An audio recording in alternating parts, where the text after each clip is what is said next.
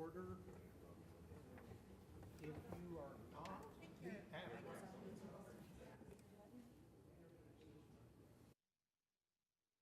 Oh, I dropped it. Wardrobe malfunction. Okay. Call the meeting to order. And if you are not the applicant and you wish to speak on one of our cases, please fill out one of these white sheets and hand it to anybody so that I know who's here to address the board. Call them. Okay, next item on the agenda is to receive the minutes.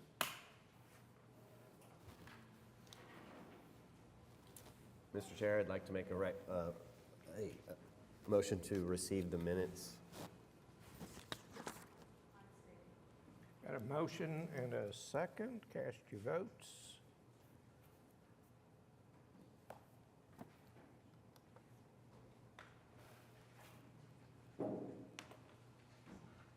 Okay, thank you. Next item, continuance requests. Looks like we got one to withdraw. Two more. Two? Okay, go ahead. Okay, we have item number 16, case number 15231 has been withdrawn by the applicant. Item number 9, case number 15366 has been withdrawn by the applicant. And item number 15, case number 15160, we're going to continue to June 1. Okay. All right, we got two cases withdrawn, one request, number 15, for a continuance. Is there anybody here that was wanting to speak on 9, 16, or 15? I have a question. One different withdrawal link. Yes. Well, you're welcome to stay. Not on sale. I'll put it up. Thank you. You're welcome.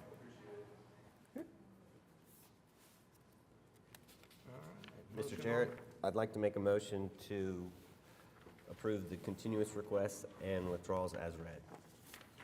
Okay. And what are we continuing? What date did you say? June 1. Okay. Got a motion. Did anybody make a second? Second. A motion and a second, so cast your votes.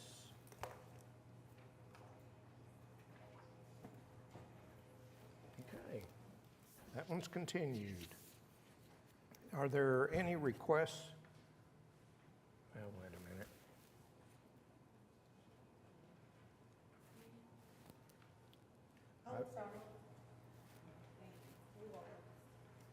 Okay.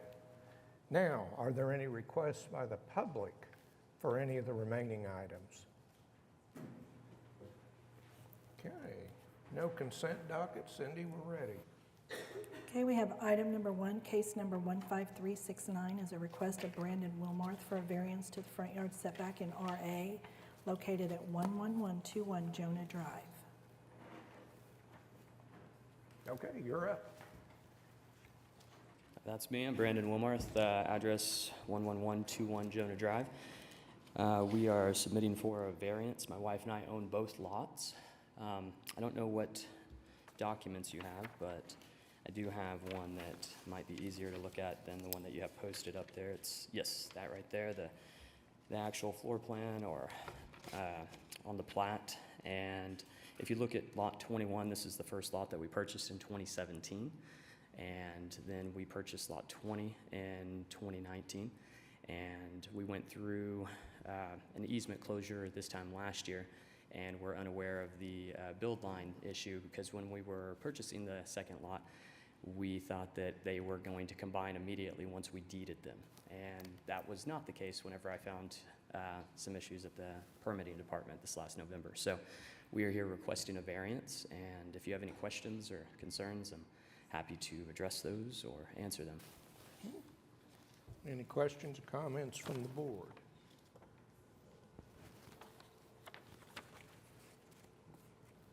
I don't have anybody signed up on yours. Okay, yeah, pretty cut and dry. Thank you very much. Okay, we have ready for, or does anybody on the board have questions for the applicant?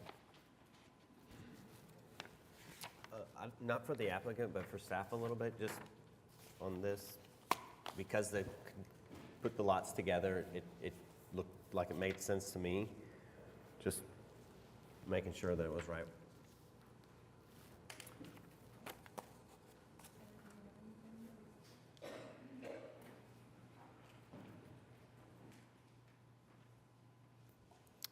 Sarah Welch, Planning Department. We didn't see an issue with this. We're going to measure the setback. We have to. I'm sorry. Let me start over. On lot 20, they have to go far enough back in order to satisfy the lot width requirement.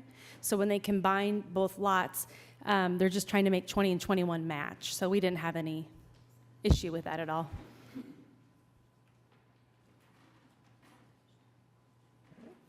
Anything else from the board?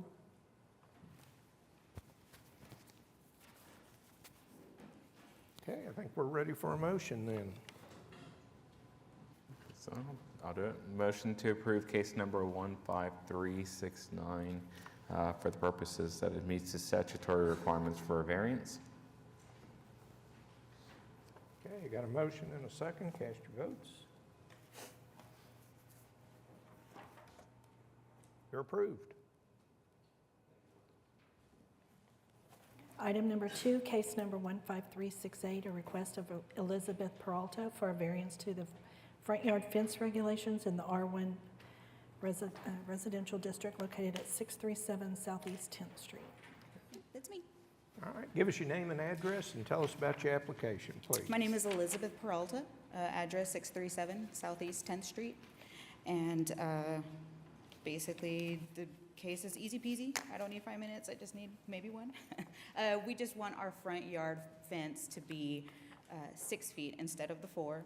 Two basic reasons are we have 6 dogs. At the time it became an issue, we had 4 dogs, and 3 of those being Rottweilers. So, and then we have a husky, and she's a jumper. So she used to get out of the fence a lot, and she, runs down the street and tries to hunt birds and whatnot. And we just want to keep them confined as best as possible. We've tried shock collars, we've tried pinch collars, we've tried tying them up, and I mean, dogs get creative, so, it is what it is. Now we've found that a 7 or a 6 foot fence would be the only option, I think, other than just getting rid of our dogs, which we don't want to do. A second primary reason is just safety. The neighborhood we live in isn't very safe. That's, it's a sad truth, but I mean, it is what it is. We have 2 vacant lots on either side of us, and then right behind us we have the train tracks. All 3 of those attract addicts and vagrants and homeless people. It's just a sad fact. So we're fenced in all the way around just for added safety.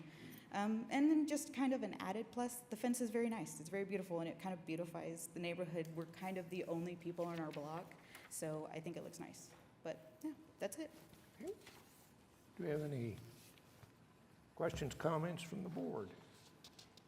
I do have a question because according to our documents, the Oklahoma City Fire Marshal's Office, they approved it. However, I would like to know what the planning department's review of this would be, because it's not one stated in here.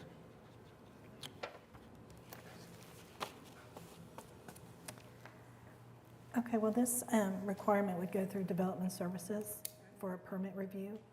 In permit review, the fire department has to make that review, and they said that they would look at a 6 foot fence being in residential. We just have the requirement that it's supposed to be 4 foot. So we're okay as far as the state, the city? Well, the city, she will have to fulfill her permit obligations and get it approved, but that's why she's coming here, because she requested the Yeah, they 6 told foot. me, do the variance, see what they say, and if yes, we can complete the permit process. I Okay. said, okay, so I'm here. Thank you. Thank you very much. And Thank you. Cindy. I have a question for you. Just one question. Is it already constructed? did you It say? is. It is Okay. already constructed, and That's it's what I wrought thought. iron with appropriate spacing. Okay, Yeah. so it's wet there. I saw it. I just wanted to make sure that's what Yeah. you were going to keep doing. Yes. So you are right, this was easy peasy. So I would like to make a motion that we approve case number 15368 for variance on the grounds that it meets the statutory requirements. Motion Got a motion and a second. Cast your votes. All right, you're approved. Item number 3, case number 15363 is a request of Andy Seacrest on behalf of Todd Cooper Homes for a variance to the plat of front yard setback in PUD 1691 located at 10529 Northwest 42nd Circle. Give us your name and address and tell us about your application. My name's Andy Seacrest. The address that we're meeting about is 10529 Northwest 42nd Circle. Requesting a move of the front build line. The house is currently built and was mistakenly built over the front setback, so we're requesting it be moved forward so that we don't have to tear the front off the house.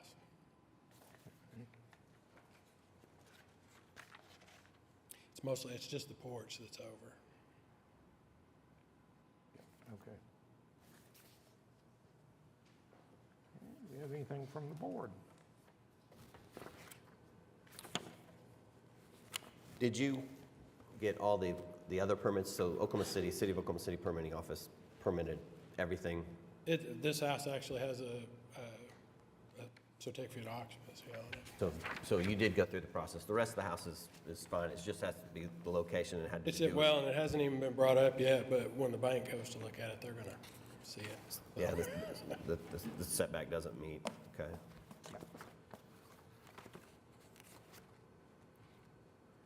Anything else from the board? I don't have anybody signed up to speak on this one. Does anybody wants to address the board on this case? So we're ready for a motion then. I'd like to motion that we approve case number 15363 for a variance on the grounds that it meets the statutory requirements. Got a second, motion and a second. Cast your votes. Okay, you're approved. Item number 4, case number 15359, a request of Kimberly Rodriguez for a variance to the front yard building setback in R1 located at 4909 Central Avenue. Hello, Hi. Give us your name and address and, Kimberly Rodriguez, 4909 Central Avenue, Spencer, Oklahoma. okay, tell us about your application, please.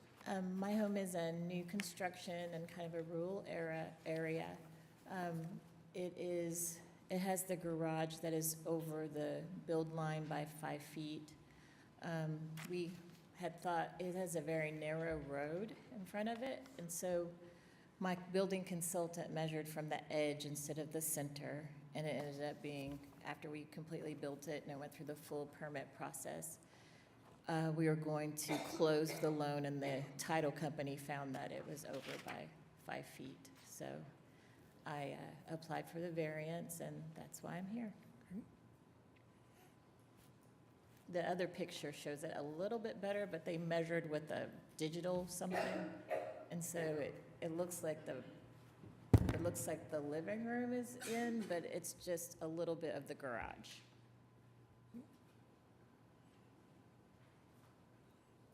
Okay, any questions or comments from the board?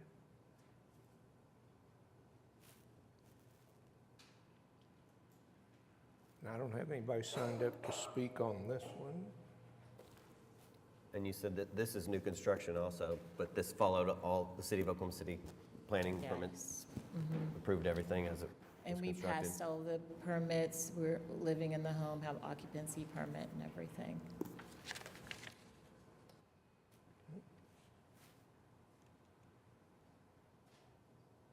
So the good news is this is a rural area, as you stated, and according to the picture, I don't think there should be any problems.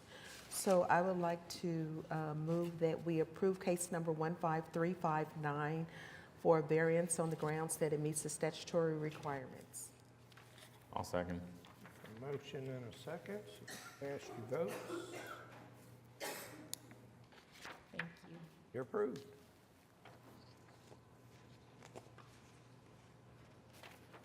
Item number 5, case number 15360, special exception of JN Properties to allow home sharing at 6500 Elk Canyon Road. Give us your name and Hi. address and tell us about your application. Yes, I'm Natalie Lindley, and my husband and I are JN Properties. 6500 Elk Canyon Road is what I am here for, and we would just like to have the proper permitting to be able, currently it's a long-term rental, we'd like to be able to use it as a short-term rental as well.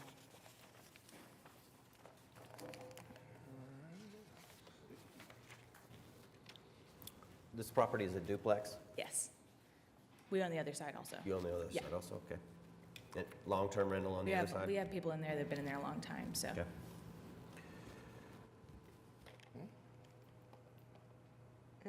Will this be your first short-term rental? We've done not, I mean, we've done like 3 months, so I don't, we want the option to be able to do shorter. So we own 7 or 8 rental properties, long-term rental properties, and I'm a 4th-generation landlord. So familiar with it, but just want to make sure we have the proper licensing to be able to do it. I'm also a real estate agent licensed. Okay.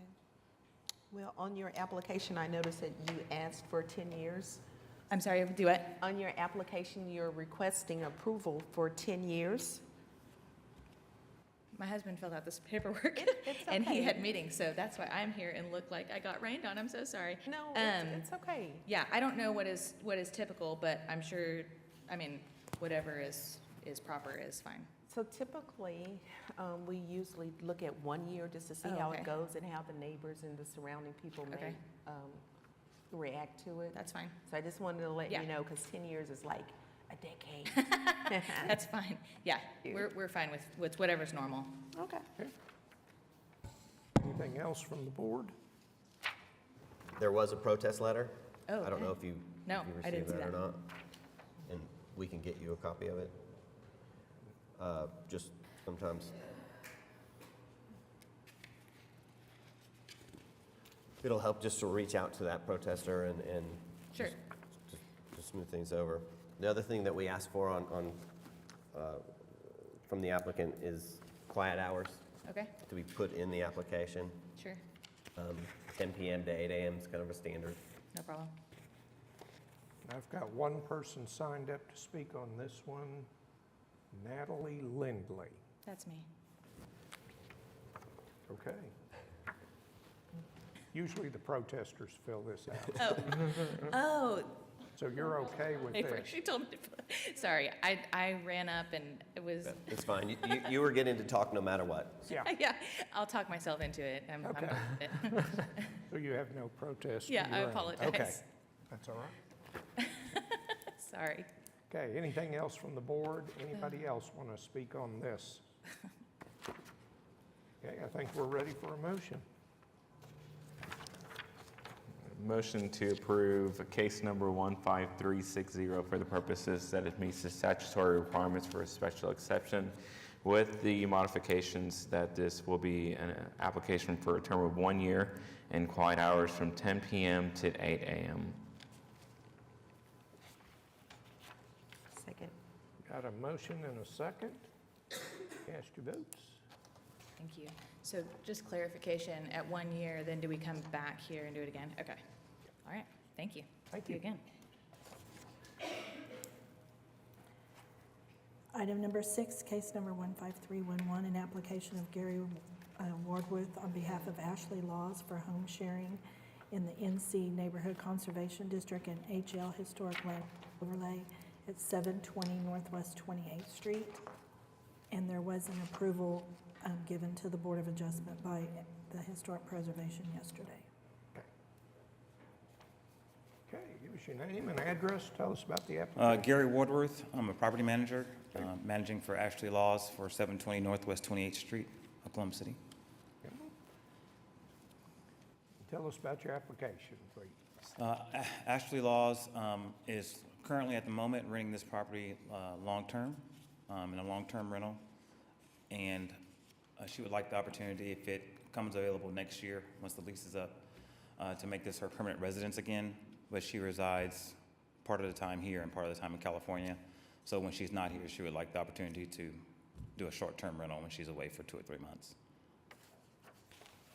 Okay. Now, I've got one question. Yes. The application says 2 rooms, 1 living room offered, but you want 9 people maximum? No, that's, no, I was thinking of a 3-bedroom. It's only a 2-bedroom, so it'd be 6 max. Sorry. Okay. Anything else from the board? Can you list some of your self-imposed rules so we'll know what you're listing? Say that again, ma'am? I'm sorry. Could you please tell us some of your self-imposed rules so that we'll know which? We don't allow any parties. Okay. We don't allow any parties or any celebratory gatherings when we list for Airbnb. Strictly family is our, short-term stays. But, Do you have any quiet time hours that are imposed within those rules? typically, quiet time would be 9 to 6, 9 p.m. to 6 Okay. a.m.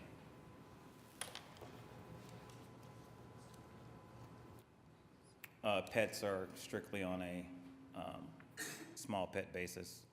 Typically don't allow pets either.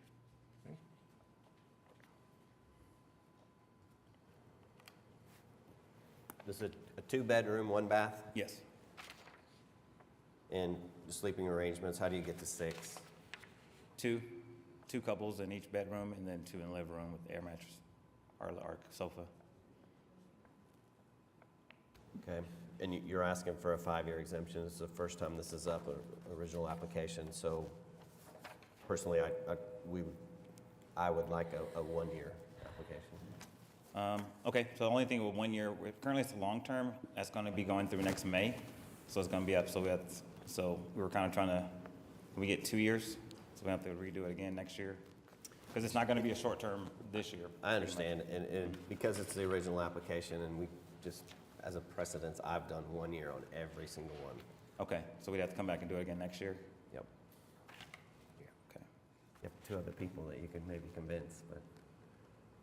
Yeah, so currently, right now, it's a long-term rental, and that currently goes through next May. So in a year's time, we won't be doing a short-term rental until then. We just the owner wanted to get ahead of it and go ahead and apply for it now, so she wouldn't have to worry about it next year. But technically, we wouldn't be doing any short-term rentals till next year, because we have a long-term tenant in it currently. So I'm going to have to agree with my colleague because here lately we've gotten quite a few of these requests. Mm-hmm. And I'm almost certain that if she's still interested, she can come back next year. So So will that be I would agree with my colleague with the 1 year. is that gonna be a $300 application fee again for her? For that, I do believe there is. Yeah. Okay, well, which I understand, but, I would just like to press that it is, currently, there is no Airbnb because there is a current tenant in it right now. And that's gonna take out of her long-term income, if she has to come back again next year. So, I understand your president, but typically, is there a way to put this on hold and then come back again next year? Because like I said, we're not gonna be doing Airbnb till next year, technically. So if you would You see like what- to come back next year instead of applying this year, is that what you're asking us? Well, I'd like to reserve that $300 fee she just paid, out of her. So do you want to withdraw? No, he'd want to continue it, because if it withdraws, he has to reapply. So we can continue it, right? For how long? Can you continue it for a year? Continue the 6 months. application, it's the permit, it's, Yeah. because he has to apply for the permit, and the special exception is just for the use. So if you gave it a longer use with the term that the permit would not be able to be updated as approved until 1 year. That's a good idea. That way he wouldn't lose the money. Yeah. But he wouldn't be able to operate lawfully without the permit, so. Absolutely. We'll just make that on the board order that it doesn't come effective until May of next So year. can you approve it for a year beginning like May of 2024? How does that look like? I think we should do a term, just a 2-year term, and then effective that the permit can only be within next year, whenever you're gonna, because he has to apply for a permit. We have to approve it. It needs to be a date specific, though, rather than just next year, so. Yeah, if we could say May 2024, May 2024, So Yes. that's 1 year, yes. okay. And then he applies for a and then permit. he applies. Because we're not going to need it till May 2024. I mean, the tenant currently is in there till May 2024, so. Okay, so if you chose to approve it, that would be the approval, and then the permit would only be, he'd only be eligible for that beginning in May of 2024. So the application is approved, but the permit shall not issue before April 2024. So Counselor, you're saying no one can move into the place until May of 2024? Not as a short-term rental. Okay, so The are you current okay with that? Yes, I'm okay with that, yes. Okay. Yes, ma'am. And I'm so glad we had the opportunity to have our counselor to explain that to us, because we've never had a request like this before. Right. So thank you very much for bringing that to us, and thank you again, Counselor, for explaining it. Okay. So just to be clear, we are approving a 2-year special exception, but only allowing the permit to operate from the beginning of, from May 1st, 2024 through the end of April 2025. Is that correct? Yes. As long as he meets the permit regulations and they issue him a permit. Yes. Okay. I appreciate it, thank you. With regards to the housing, I realize the 2 rooms, but I'm still unclear as to the living room. Is it a pull-out couch or is it a It's mattress? a sofa, and we typically provide an air mattress. So, you know, Airbnb stage, you can, you know, 2 Okay. people can sleep to be a queen-size air mattress, so. So with the long driveway, how many cars can actually fit into the driveway? I'm just kind of looking at the The road. long driveway, I would think it would fit 4 cars. So 3 vehicles, 2 per vehicle is kind of a rule that we kind of use, so, okay. Yes, sir. All right. Anything else from the board?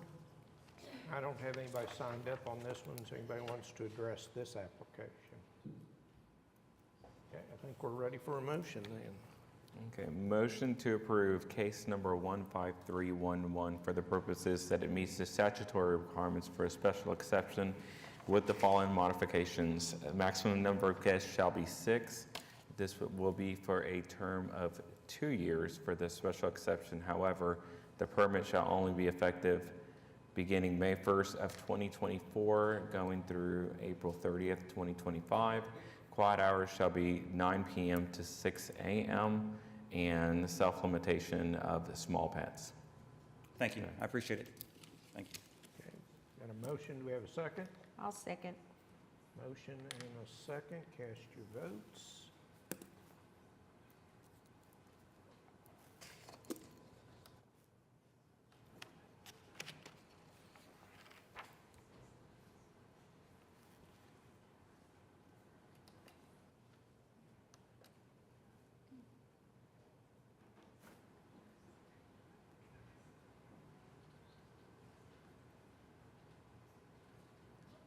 I vote yes.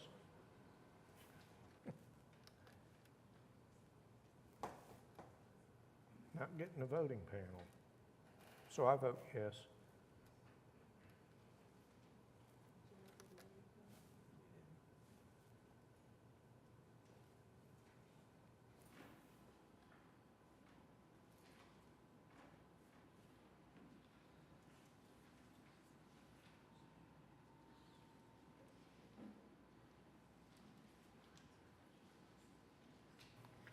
Should we do a voice vote?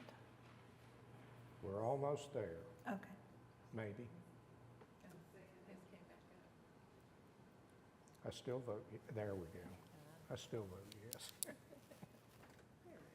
Okay. Now it's approved. Item number 7, case number 15365, a special exception of ST Rentals to allow home sharing in the R4 and the HL district located at 418 Northwest 24th Street. And this was also approved by the Historic Preservation yesterday as an approval to the Board of Adjustment.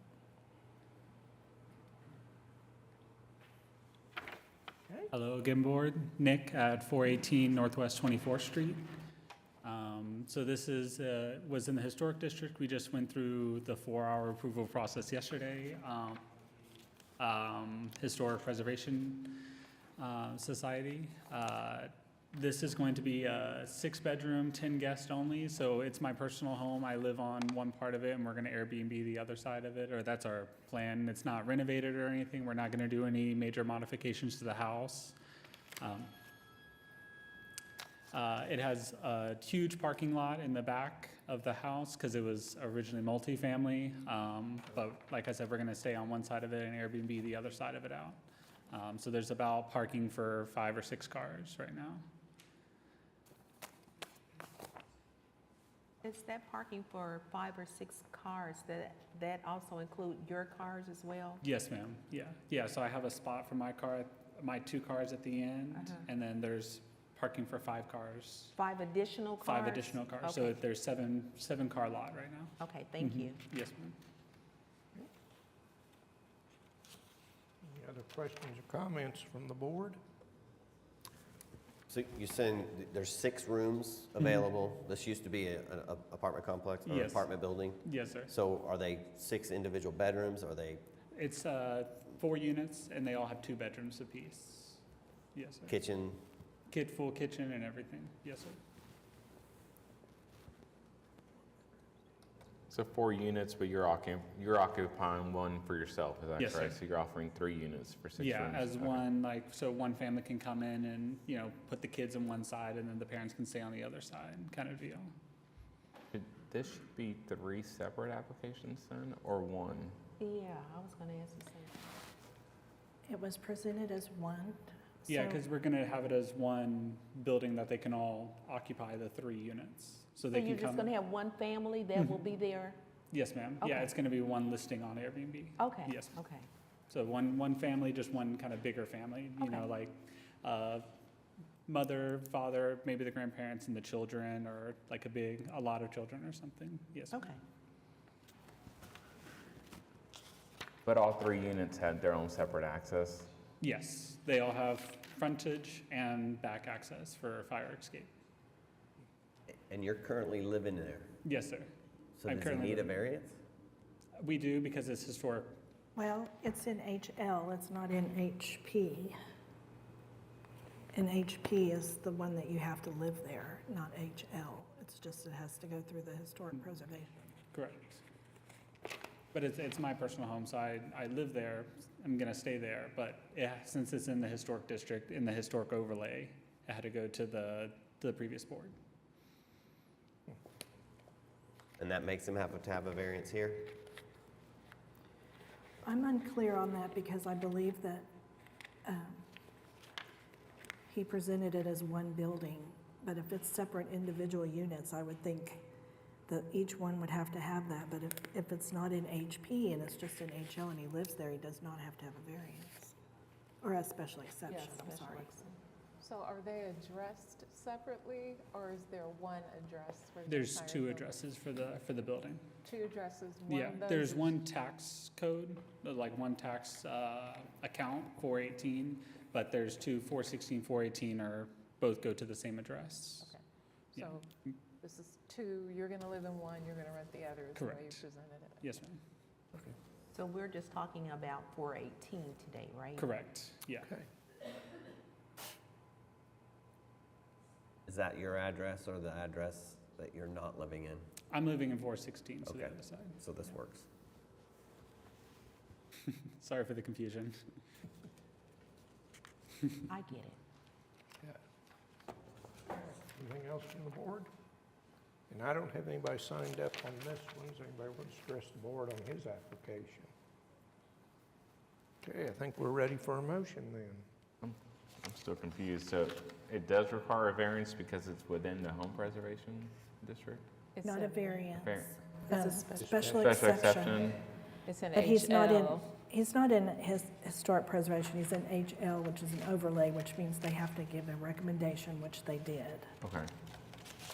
But if this is in his primary residence, Mhm. because it's 2 separate addresses, Yes. then you would still need one, a Mm. special exception. Okay. Okay.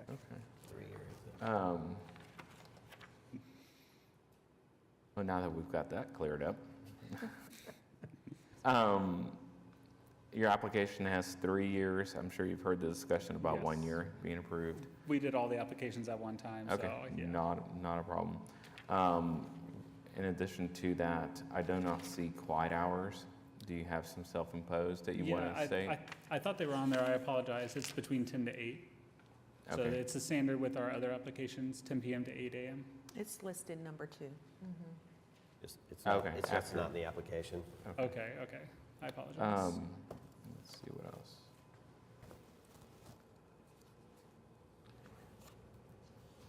So if they've got 3 separate units, and you've got a total of 5 spaces available for them? 5 extra spaces, and in addition to the 2 so there's 7 total spaces. So 2 for me, and then 5 for the other units. So in case they have like an extra oversized car or anything like that, they can park in.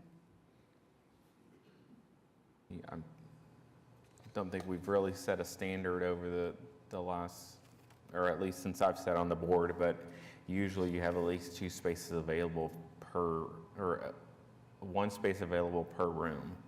I thought it was 1.5 per unit. Is it 2? I'm not, like I said, we don't really have a standard, but I think that's kind of what we've looked at. There may be some other guidelines that I'm not aware of. Unless, if you guys don't have any issues with 5 spaces for 6 rooms, that would be my only concern, other than what. I don't have a problem with it because most of the guests probably will come in the cars together. So I think that's ample parking that he has available. Okay, So I'm good. Thank you. that's all I've got. So I would Anything like else? to move approval of case number 15365 for a special exception for a period of 1 year with the self-imposed rules on the grounds that it meets the requirements for a special exception. Kitty, did you also include the 1 year? For a Oh. period of 1 year, Okay. yes. All right, thank you. Motion and a second, cast your votes. Okay, you're approved. Thank you, council. Item number 8, case number 15364, an application of Victor and Eugene Sabahani and Mr. Mollahan to allow home sharing at 12905 West Park Place. Give us your name and address and tell us about your application, please. All right, my name is Nagin Sopani, and the address is 12905 West Park Place. And my husband and I are requesting special request to allow lodging for home sharing. We are very familiar with the area. In fact, we used to live in this neighborhood. We love the neighborhood very much. We raised 2 children there, and we were involved in activities. We arranged children activities, and we only moved out because our family grew and we outgrew our house. So we moved just 2 miles away, just north. My husband and I are both professionals. He is a regional site manager for a cell phone company based at home, and I'm a speech language pathologist, and I do teletherapy from home. So we are both working out of home, very close by, 2 miles away from the property. We purchased this property primarily for one of our children to eventually move into. We have a college-age daughter, and we are choosing short-term rental because we believe we can maintain the home better and take better care of it. We bought it newly renovated, and we want to keep it in good condition. So we believe that with short-term rental, we can check on it between tenants or guests. We would be in a system that protects the home and the owner, and also we can know who is moving in and what kind of track record they have. We understand concerns that neighbors would have about traffic, parking, noise, parties, and things like that. we would like to have the home available for 30-day minimum. That's our approach we want to take. We want people who need a place to stay for a longer period of time, not more than 30 days, of course, because that's the limit for short-term rental, but professionals, nurses, also families who are between homes. We've run into these kind of people frequently in the last few years, and we know that there's a need for that. Also, we're near a hospital, so families who need a place to stay for a long-term hospital stay, things like that. Our guidelines include no parties or events, no unregistered guests or visitors. The quiet time, we will make it 10 p.m. to 8 a.m. And our parking has a garage which fits 2 cars. It's completely empty. And that driveway, we have parked with a big SUV and a big truck, fine. So that's 2 cars. It's listed for up to 10. There are 4 bedrooms. Each bedroom has a king-size bed. One of the bedrooms is very large, and it has a sofa that's comfortable to sleep on. And the living room has a sectional bed that someone can sleep on.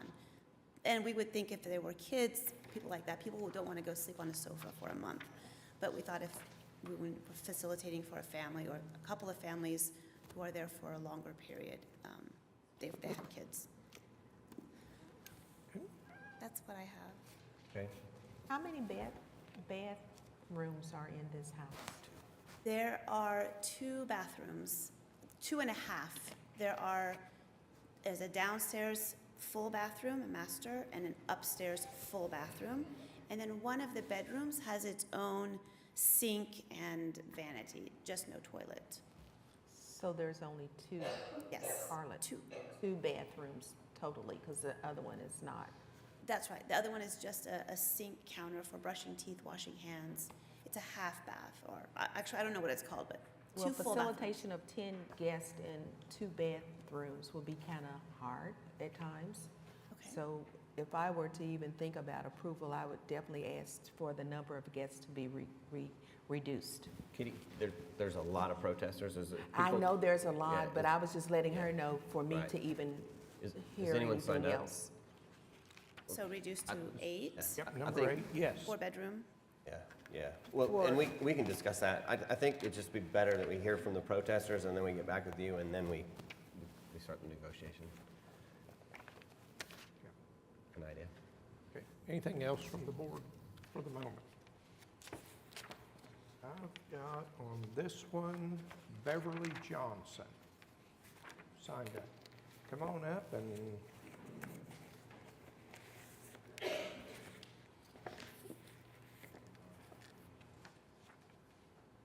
Hi, my name is Beverly Johnson, and I live at 1294 West Park Place. It is probably about 3 houses across from me. I've lived in Westlake for 33 years. I bought this house, me and my husband were having our first child. I've lived there for that time. Majority of them, I think it's 12 houses on the block. Majority of us have lived there over 30 years. The houses that have come and gone as far as buying and selling, I guess the majority of them have stayed there maybe 6 years, and that's not very many as far as coming in and out. It's a very stable neighborhood. I have had renters across the way. Those don't turn out very well. We don't like that because they don't appreciate the property. As for her living in the neighborhood, yes, it is a very nice neighborhood. It's not a problem about selling a house. If you put the house on the market, it's gone within a week or 2. So, with that being said, and the majority of me live there, and I will live there probably till I die or whatever, I object to it. That house in particular has had, in the 33 years I've been there, it's probably had 4 owners. The last owner, the gentleman was a veteran. He bought the house, it was just him, but he had several children that I guess would come and stay with him. He stayed there probably about maybe 5 or 6 years. The one before that was a family of 4. They moved out of state, I believe. And I can't remember as far as the others, but basically that was my protest. I'm sorry, I just feel that way because I say it's longevity in the neighborhood, and that's the way I like to keep it. If you're gonna buy our house, be there for that. We don't want people in and out, regardless if it's 30 days or 3 years, you know? Just, that's all I have to say. Questions, comments from the board? And we had several written protests. Have you seen those? Yes, sir. Have you spoken to the, I wasn't sure what the appropriate protocol is, if I should reach out directly. I just wanted to come here first and then find out what's the best thing to do. all right. That's the only person that signed up to speak. Is there anybody here who wants to address this application? Anything else from the board? A couple of things from me. So it's a two-car garage, Yes, and you can use the garage? yes, it's empty, Okay, completely so empty. two-car garage and then two cars in the actual driveway. So for me, I'd be a maximum of 8 Okay. guests. Okay,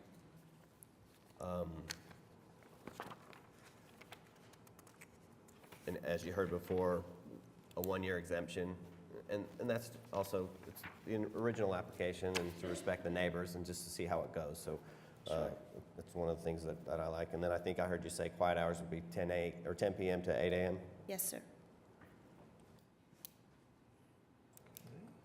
I think to go along with that, talking about the car situation, 2 in the garage, 2 in the driveway, meaning no off-street or no on-street parking. And so being mindful that you've had several protests, I think that would probably go a long way to kind of see how the next year goes with not clogging up the streets with vehicles being parked in, night in. I understand. We actually live in a neighborhood right now that does not allow on-street parking at all, so we are used to that standard, and we will pass that on to guests that they cannot park on the street, even if it might be more convenient, but they need to use the driveways and the garage.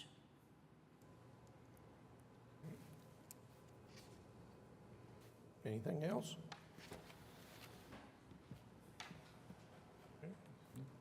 We're ready for a motion.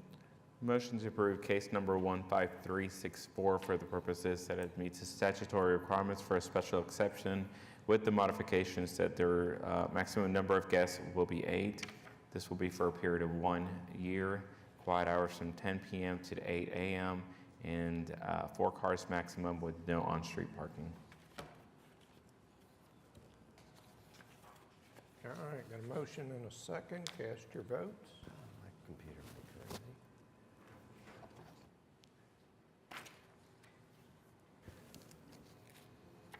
Approved.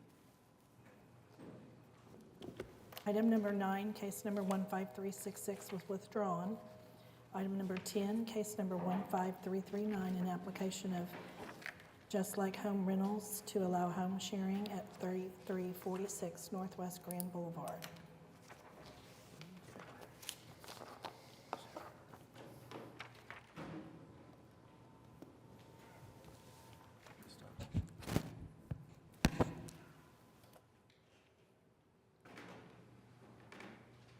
Go ahead, give us that. Good afternoon. My name is Jeff Cooper, and I have the next 5 items, item number 10 through number 14. So I will just kind of go through, what we do and our logic to kind of carry through all of them, so I don't have to do the same thing for each application. My name is Jeff Cooper. My address is 2025 Smoky Hollow Road. I'm from Oklahoma. Graduated at Memorial High School back in 1989. And after college, I moved away, and I moved back here to Oklahoma City in 2016. The first home that we had was in 2017, other than the one that I lived in. And that was a ministry house designed to host small group ministry. but the director of that home got an ideal job and moved to Dallas in early 2018. So that left us with a fully furnished home that was designed for small group ministry.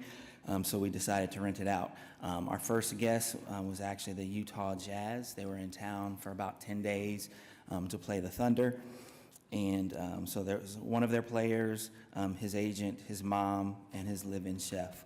I'm only sharing this because it was kind of neat. The live-in chef, after their stay, she basically said that her life had been changed.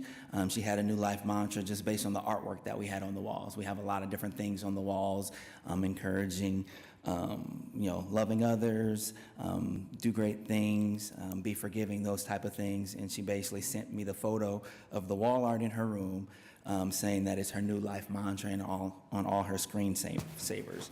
So with that, I knew that we were on to something pretty special in my mind. And so we've been renting to families that have work done on their homes, oftentimes in the same neighborhoods, and they need a place to stay while their homes are being worked on. The young lady mentioned major surgeries at hospitals when they've come in and had to be in town for 6 weeks or more, kidney transplants. We even had an NBA player had his family stay at one of our homes for 2 months. He had a baby, and his family was still in Atlanta, and so he had his mother-in-law, wife, and baby come stay at one of our homes so they could be around him for a couple months during the season. We've had a variety of work groups that have stayed. Interestingly enough, movie actors and actresses. I guess Oklahoma City is like a emerging film industry. So, we've had actors and actresses stay for 3-4 months at a time while they're filming. And something I also didn't even know about, we've had several people stay for this. The Remington, yes. Yes, ma'am. Yes, ma'am. Okay. So please tell us about the property. I assume those comments apply to all 5 of them. Yes, sir. Yes, Okay. sir, and ma'am. Yes, they apply to all. These will apply to all 5 of the homes, absolutely. Okay. And so those are the types of stays that we have. And now we're also looking to expand beyond those midterm rentals and what I, had talked about, to include short-term stays as well, specifically being able to host what we call Rhythm of Rest retreats, which are catered towards leadership of nonprofits, clergy, foster parents, and couples. We've tested this with some free options in Oklahoma City as well as our homes in Norman, and we're just looking to provide a place to stay for folks, but to create a neat experience. So we've been homeowners for years. I know that there's a number of opposition or going against this application, and I completely get it. I've been a homeowner for years and understand the importance and value of neighborhoods, and even as an investor, maintaining neighborhoods and the value is extremely important. And we've always desired to be good neighbors, and because of that, we have an intentional system that supports making sure that we're good neighbors. And I know that, so to kind of talk about the rules or the instructions and the guidelines that we have in place across all the homes, which of course can be read, but also to kind of share with you the why behind the what behind each of the instructions and guidelines we have across all 5 of the homes. So first we start with the homes that we select. That's Grand Avenue right there. All of the homes are on at least a 1/4 of an acre lot, positioned on the outskirts of any neighborhoods, which minimizes the potential disruption within the neighborhood and to the neighbor. So we do that on purpose and intentionally. Every last one of our homes, including that one, have very large driveways to ensure that there's not ever any street parking, and we do that intentionally as well. In most cases, none of our homes have multiple neighbors, and I say that because they're all like on a corner. 122nd Street is behind them, so we have much fewer neighbors in any homes that we have as well too. And then, so that's in the home selection. We also have a screening process that intentionally starts with very high prices for the homes, and we'll also have at least a 3 or 4 night minimum combined with high prices, which will deter the party seekers and only attracts legitimate stays. And we do that on purpose. We actually end up, in what we've done so far with the midterm rentals, we actually deny more guests than what we allow to stay because of our screening and interview process. And then once and if someone is allowed to stay, we have not only a maximum number of overnight guests, but we also have a maximum number of people that are allowed on the property at any time. And so you might think, so what's the difference? That basically prevents 6 people, 8 people from coming into the home and deciding that they like it and want to invite other people over. So we set those boundaries and limits going into it. So that's addressed up front and in advance. And then we also, more important, or just as equally important, we have limits on the number of vehicles. And because we can always monitor, like there can't be 2 or 3 vehicles and then 15 people. So we have specifically written in our guidelines limitations on the number of vehicles, and it's all designed to make sure that there's absolutely no street parking and that there's not more people there than what we've agreed upon and ascertained. Quiet hours, as you guys mentioned, from 10 p.m. to 8 a.m., which for our rules and reasons, we say to everyone that simply means that everyone must be inside and quiet between those hours. And why do we say that? They have to be inside and quiet because there could be 8 people sitting on the back patio after 10, like many of us might do on a nice warm summer night, and conversation can get loud. And even if your neighbors are far away, it's possible that that can be heard. So that's why we intentionally say no one's allowed to be outside after 10 p.m. or before 8 a.m., just to minimize that. We have really nice back patio spaces. None of them have sound systems. None of them have TVs. None of them have extensive lighting systems. And again, that's designed specifically to discourage people from staying out there. The moment it starts to get dark, it's dark out there. There's no form of entertainment out there other than the patio or swimming pool in those cases. And so that actually encourages people to stay inside. And all those things that we do are very intentional because we understand, we understand potential concerns that people would have. And so that's why we have in place these systems so that we can be very good neighbors, and we fight very hard for that. Questions, comments from the board?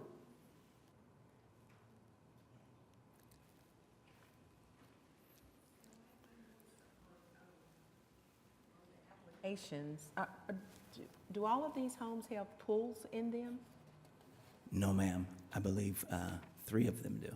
Okay, because I see where it says no diving, so I was just wondering if all of them had pools in them. Yes, ma'am. Only 3 of the 5 do. Yes, Okay, ma'am. thank you. And 2 of the 4 in Norman do. 'Cause Okay, we have thank some in you. Norman. There seems to be a large number of guests for each one of them that you're requesting as well. Yes. And even though, it may show that there are 4 bedrooms, 10 guests, or 5, what was this other one? Yeah, 4 bedrooms, 10. We're just discussing one at a time, right? Yeah, this Okay, one's I'm so 5 sorry. bedrooms, yeah. Yeah, okay, I'm sorry. This one has 5 bedrooms and 4 full bathrooms okay, and 2 living areas. okay.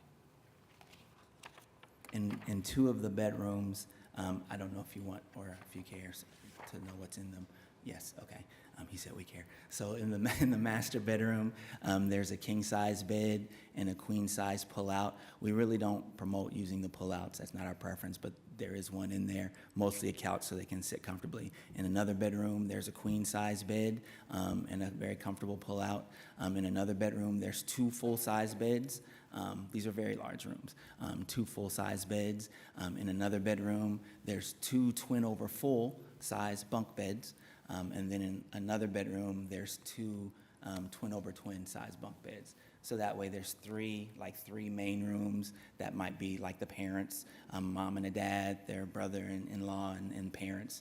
And then the other ones, are ideal for if they have any children or cousins. Questions, comments from the board? So, Mr. Cooper, you are the property manager, right?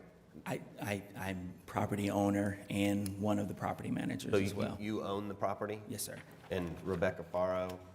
She does property management Okay. along with me. But you are the owner of this property? Yes, sir. And go back to, our standard, this is the original application for this property. 1-year application is probably what I would request. The other is the sheer number of guests. You know, you say no parties, but you're going to allow 14 people in a single-family home. I know it's a big home, but it's still 14 people in a single-family home. Would you consider maybe less? Yes, I would consider less. 5 bedrooms, 10 people? I mean, whatever you guys say is what I would have to do, but, I so mean, it's there's- your application, it's yeah. just, you know. So that would be just 2 people in each room, and like, so people have families with kids. I have several friends who have, 6 kids that might come with them and travel with them. And so we have, a large room that has, full-size bed, and 2 bunks over the top of that. And there's multiple, 3-year-olds, 6-year-olds, 7-year-olds. So mostly that high-end number is designed to accommodate 3 family units with their kids. So yes, in 3 of the bedrooms, it would be 2 people, the couples. But in the other bedrooms, it would, it would be the kids. So, Mr. Cooper, yes, this is ma'am. the home that you said has 5 bathrooms in it? 4 bathrooms. 4. I apologize if I misspoke. Yes, No, ma'am. no, Yeah, I that's may have 4. misheard. You're Yes, okay. ma'am. So, 2 of them are master setups, and then 2 of them are in the halls. so my colleague, would you consider 12 guests? Yeah, 12 guests? How many square feet is the home? Yes. I'm How many sorry. square feet? 3,200. It's large, and it's on a large piece of land. So I can get in line with 12 guests. 12 guests are completely confined within bedrooms, correct? We're not using pull-out couches in the living room or either, right? Oh, great question. There's the, pull-out couches inside the bedrooms, and we absolutely do not ever allow any sleeping outside of a bedroom. So no, there's no pull-out couches out there, and part of our restrictions and guidelines, no one's allowed to even sleep on a couch or throw down a mattress or anything outside of what we provide in the bedrooms. Great question, sir. This one's case number 10. The only person signed, oh, you want to, We actually signed up to speak on Lakehurst tonight. And we need ID on this one as well. go ahead. Because you're the only one I have signed up. My name is Kent Laris, and I am from Lakehurst. I have a kind of a unique situation among these 5 applications in that I have parishioners from my church live next door to 2 of them, and some really good friends of mine live in the 3rd one, and then I live in the 4th one. So anyways, my neighbors to this property adjacent to them, Mr. and Mrs. Lampon, live at 6900 North Independence. It's right behind this property. They really don't have a protest. I spoke with them yesterday. They were aware of noise and things going on at the house. In their world, it's kind of like any other house of sorts. Mr. Cooper apparently put up a fence to their properties to cut down some of the noise. They're not here today. They're elderly and not in great health, and they're kind of resigned to the fact that they could do nothing according to them. There are 3 or 4 other Airbnbs in their neighborhood, and so they just kind of felt like there wasn't much to protest about it, other than it's just, it does have noise in their book, and that is all. Thank you. Anything from the board? One other question, Mr. Cooper. Is it currently listed Yes, sir. on Airbnb? Yes, sir, I believe so. Yes, Okay. sir. We do midterm stays. Okay. And so you did it prior to getting an application and a permit, Yes, sir. Midterm stays, yes, sir. midterm stays, longer than 30 days? Is that what Yes, you mean? sir. Okay. And today you're asking for less than 30 days? Yes, 30 sir, days or correct. less. Correct. Okay.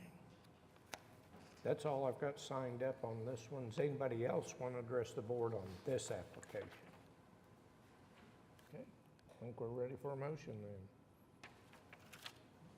I'd like to move that we approve case number 15339 for a special exception for a period of 1 year with a maximum of 12 guests and all of the other self-imposed rules stated on the grounds that it meets the statutory requirements for a special exception.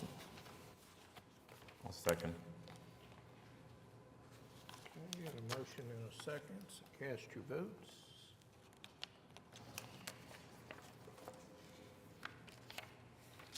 They're approved. Thank you. Item number 11, case number 15335, an application for Just Like Home Rentals LLC for home sharing at 810 Northeast 50th Street. Yes. All right, Ms. Cooper, we'll incorporate by reference your other comments. So tell us just a little bit about this house, please. Yes, it's this particular one. It's on the corner of 50th and Woodbridge Road. Is the side road, so you can see it there. It fits the same description as all the other ones that we described. Long driveway. It's this particular one is 4-bedroom, 3.5 bath.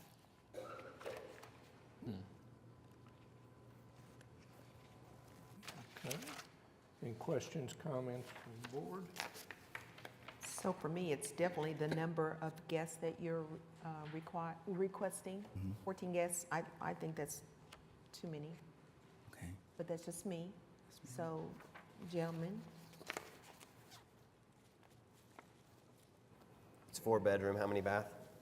3 full baths and an additional half a bath. And what was the square footage? It's also 3,200 square feet, a little bit over that. It's got a pretty good sized driveway. How many cars do you? We say 6, but it could fit 12, but we say no more than 6.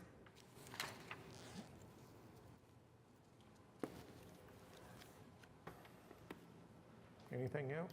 I'm gonna suggest 10 occupants. 10. I would agree with that. Okay. There's nobody else wants to speak on this one. Okay. I think we're ready for a motion then.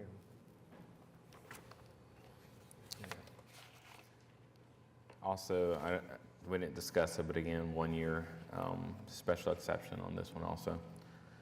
Motion to approve case number 15335 for the purposes that it meets the statutory requirements for special exceptions with the modifications that it shall be for a term of 1 year and a maximum number of guests of 10 people. oh, I'm so sorry. That's good. That's all right. You can motion. I'll second. No, I was going to second it. I didn't see it pop up in time. I'm sorry. Somebody made a motion, somebody seconded it. I think we're Well- ready to Yeah, vote. we're good. We're good. Okay, you're approved. Thank you.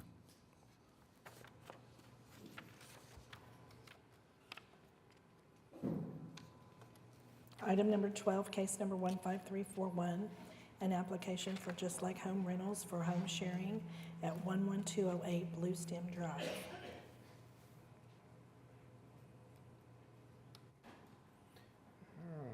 Mr. Cooper, I assume same comments on Yes, sir. this one. Tell us a little bit about this house, please.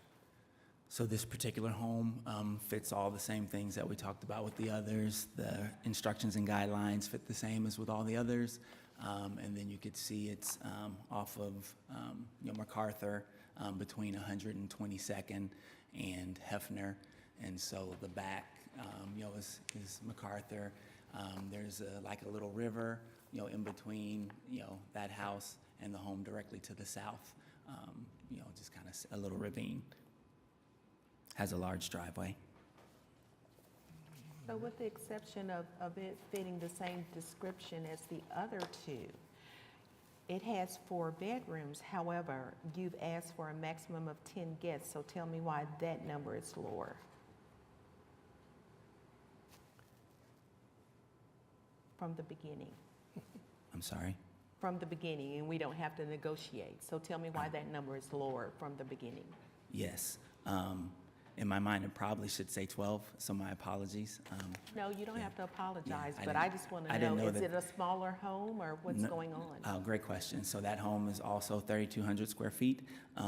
It has 4 bedrooms. This one has 2 bedrooms upstairs. And so the master downstairs has a large king-size bed and a queen-size pull-out in the sitting area. When I said that at the other homes, they have a separate sitting area in the master.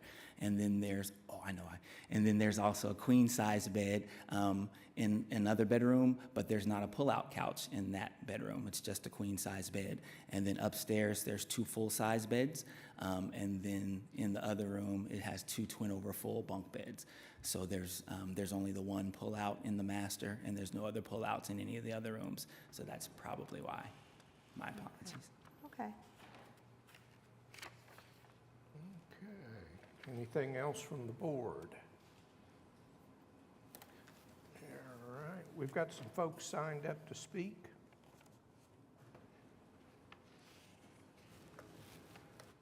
We'll go ahead and start with you. Yes, sir. Good afternoon. My name is Chris Cotner. My address is 17517 Melville Lane. I live in that area of Oklahoma City that's called Edmond, that used to drive my friend Jeff Cloud crazy, that people said they lived in Edmond when they lived in northwest Oklahoma City. I represent Mr. Cooper and Just Like Home Rentals, and I'm speaking now. The next 3 applications, based on the documentation that I've seen, have a significant amount of opposition to them. So I'd like to address my comments to these next 3 applications because I think they all boil down to the same objections. All 3 of these applications have the same objections. What I would note is that the staff has already approved and said that these 3 properties meet the standards under the special purpose use. And the thing about the objections that have been filed, and the letter from the Quail Creek HOA kind of highlights this among all of them. They all have the same language in them, but it's speculative. Everything in these objections is speculative. I think about the time when I was a junior in high school and I wanted to quit church youth choir. My mother told me that if I did that, I would end up dropping out of school. A string of things would occur in which I would no longer be a productive member of society. Now, I guess I did become an attorney, so that is debatable. But the point is, it's a speculative nature. So, you know, everything you're going to hear about is noise, parking, traffic, trash, safety, et cetera. All of those things exist regardless of who is going to be living somewhere. So whether it's short-term, mid-term, long-term, or you own the home, every neighborhood deals with noise, parking, trash, safety, et cetera. Everything that they're talking about in their protest are worst-case scenarios based on, I think there might be a house in Quail that they've had some problems with on Brookstone. I think that's one of the ones that they highlighted. But interestingly enough, that house in Brookstone is owned by a corporation that has a registered agent as of Brush Creek Road, which indicates that that house is owned by an entity of a resident of Quail Creek. So you would think that Quail would be able to deal with their own residents on that issue, but that is one of the ones that they highlighted, but it is owned by a resident of Quail. But the main thing that gets talked about is they talk about guests, traffic. They're going to have people coming and going. You have people coming and going in neighborhoods every morning. I could tell you exactly, you know, how many cars leave my neighborhood at 7:55 every morning. You're going to have trash. You know, my next door neighbor occasionally leaves his trash can out for a couple days because he forgets to put it up. We both own our houses. You're going to have noise. That's true for anybody. Especially in the nicer neighborhoods, you're going to have, I mean, I've been there. I've been to parties in Quail Creek that occur on Friday nights or Saturday nights at people's homes that they own. Sometimes they get noisy. And people complain, and then the noise goes down. So everything that they're going to talk about in their protests are stuff that we all deal with on a regular basis as homeowners. The other issue that's been raised is whether or not this fits within some CC&Rs, regardless of the neighborhood, because it's supposed to be single family or residential. There's no businesses supposed to be operating. If that's true, if there is a CC&R that says you can't have a business in this neighborhood, then any house that's for rent in these neighborhoods, they need to go take care of that as well, because that's running, if having a short-term rental is having a business in the neighborhood, then owning houses in neighborhoods that you rent out is having a business in the neighborhood. Have any of these neighbors gone to court, or gone to their neighbors, or gone to their HOA and said, we need to get rid of rental homes in these neighborhoods? They haven't. The issue is that sometimes there are people who just don't like other people. And I think that, it's part of the protest, I think in Lakehurst, there was some people walking around, they didn't like that got taken care of. But at the end of the day, this board, and I've been down here before on this board with a deal out in Overholser, is doing what they should do in terms of permitting these places, granting an exception for a year in order to allow for oversight. That was one of the other objections being raised, that there's no oversight of this. Well, this board has oversight by only permitting for 1 year. When you come back to re-permit, if there have been problems, then they can be raised then. Or if the board can deny the permit for the re-permitting. So there's oversight here, and all of the things being complained about are things that we all experience on a daily basis living in a neighborhood. So. Anything from the board?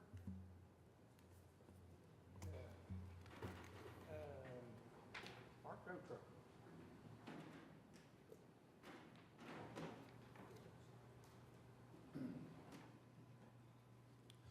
My name is Mark Gotro. I live 3008 Brownstone Road in Oklahoma City. And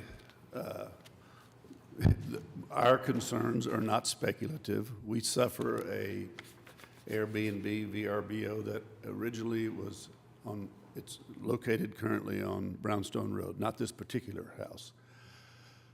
He advertised on VRBO that it slept 30. Now I think he's advertising it sleeps 16. We've had evenings where you can hear the parties. We've had evenings, and this is on the corner of Brownstone Road and May, and we've had evenings when there were 19 cars. That owner has paved most of his front yard, but it still doesn't fit all the vehicles that typically show up. And it's ludicrous to say that we deal with this every day as normal homeowners. We don't deal with 16, 18, 20 people in a house, or 11, typically. And so, in these quiet times, if you call the police because there's a loud party, I mean, who's going to enforce the 10 to 8 quiet time? I mean, all these representations sound great. I applaud you guys, and you've done a good job, but our experience is far from these representations on our street. And on behalf of the neighborhood, I protest vehemently. Thank you. I also developed the last 50 acres of Blue Stem Lake. And, one of the troubling things about this whole process here is that people buy these homes to be in a single-family neighborhood. And they rely on the covenants that I don't think you all consider very often, if ever, that they're going to be protected from businesses.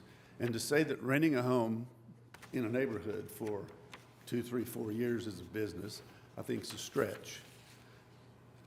These guys ought to buy a hotel if they want to be in short-term rental business. Single-family neighborhoods shouldn't be allowed to be infected by people that exploit the opportunity to run motel, hotel businesses in single-family neighborhoods. Thank you. Anything from the board?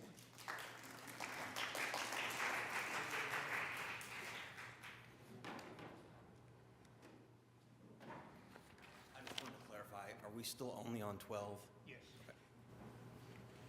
And I've got a Steve Brown.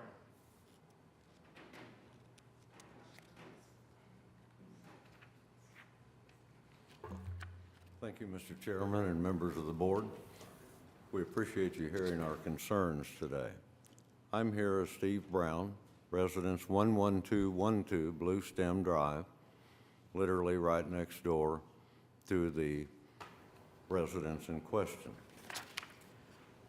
Our opinion is that when you purchase a property with no intention from the get-go of residing in that property, but to utilize that property for wage or profit, by any reasonable definition, that constitutes a commercial enterprise.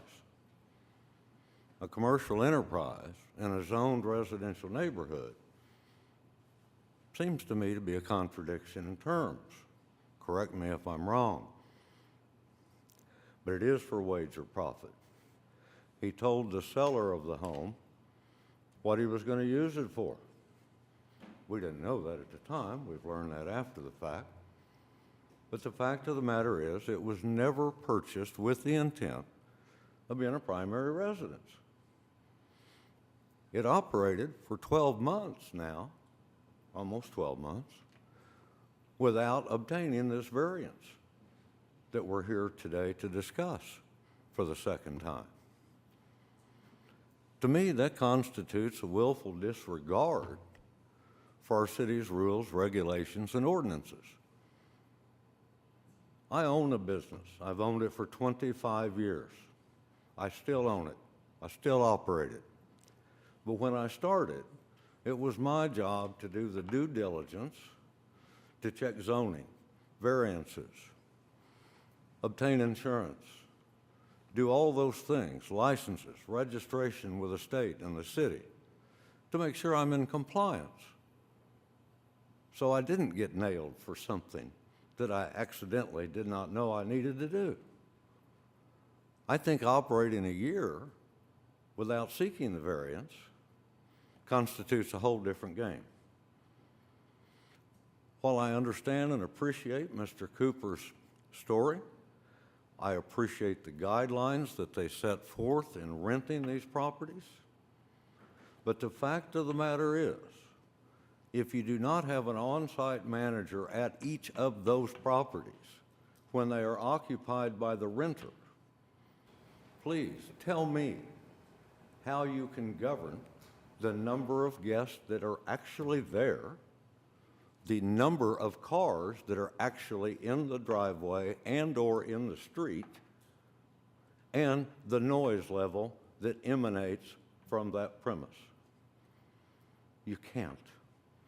You can set forth the guidelines all you want, but without a mechanism and a means to police those and enforce those, frankly, they are of very little value. We've experienced all that. July 4th, 2022, firework display, 10:30, 10:45, almost to 11 o'clock. Enough with aerial stuff that would light up 2 or 3 houses. There were a heck of a lot more than 8 people there, I can assure you. We had a family reunion where they moved in a commercial smoker 3 days before it started. I counted at one point 14 cars in the driveway, in the street. We have a very narrow street. Our street is 3 blocks long.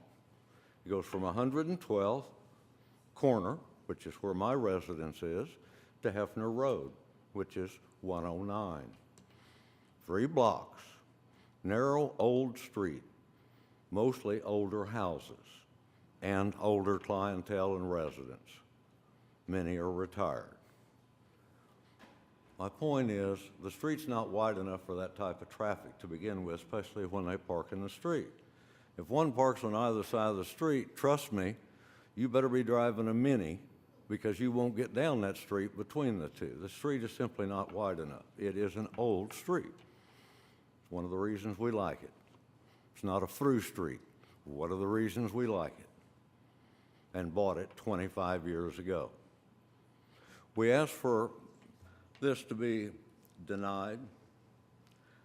We had another birthday party where there were more than 15 guests there, we counted, with the blow-up bounce castle in the backyard, which is fine, except you exceed the number of people that are supposed to be there by their own guidelines. But again, how can they possibly police that?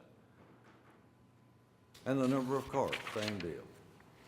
And that house is right on a slight curve in the road, as you can see, with big trees, which kind of hides their driveway. It just makes a hazard.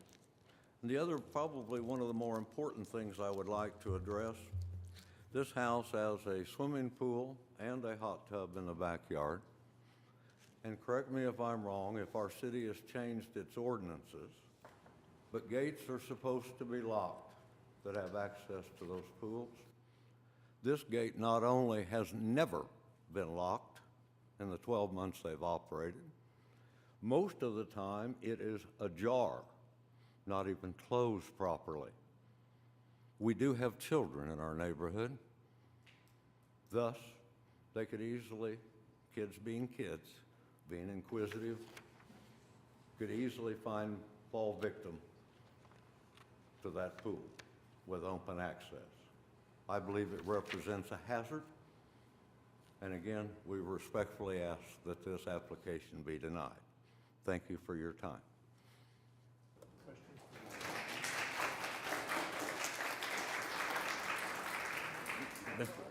Before you, well, if this is the last one, is this the last one? That's all I have signed up. And we've got a lot of protests in writing that are already in the record, so. Yeah, Go Mr. ahead, Cooper, Don. just wanted you to come up to respond to Yeah, those. go ahead.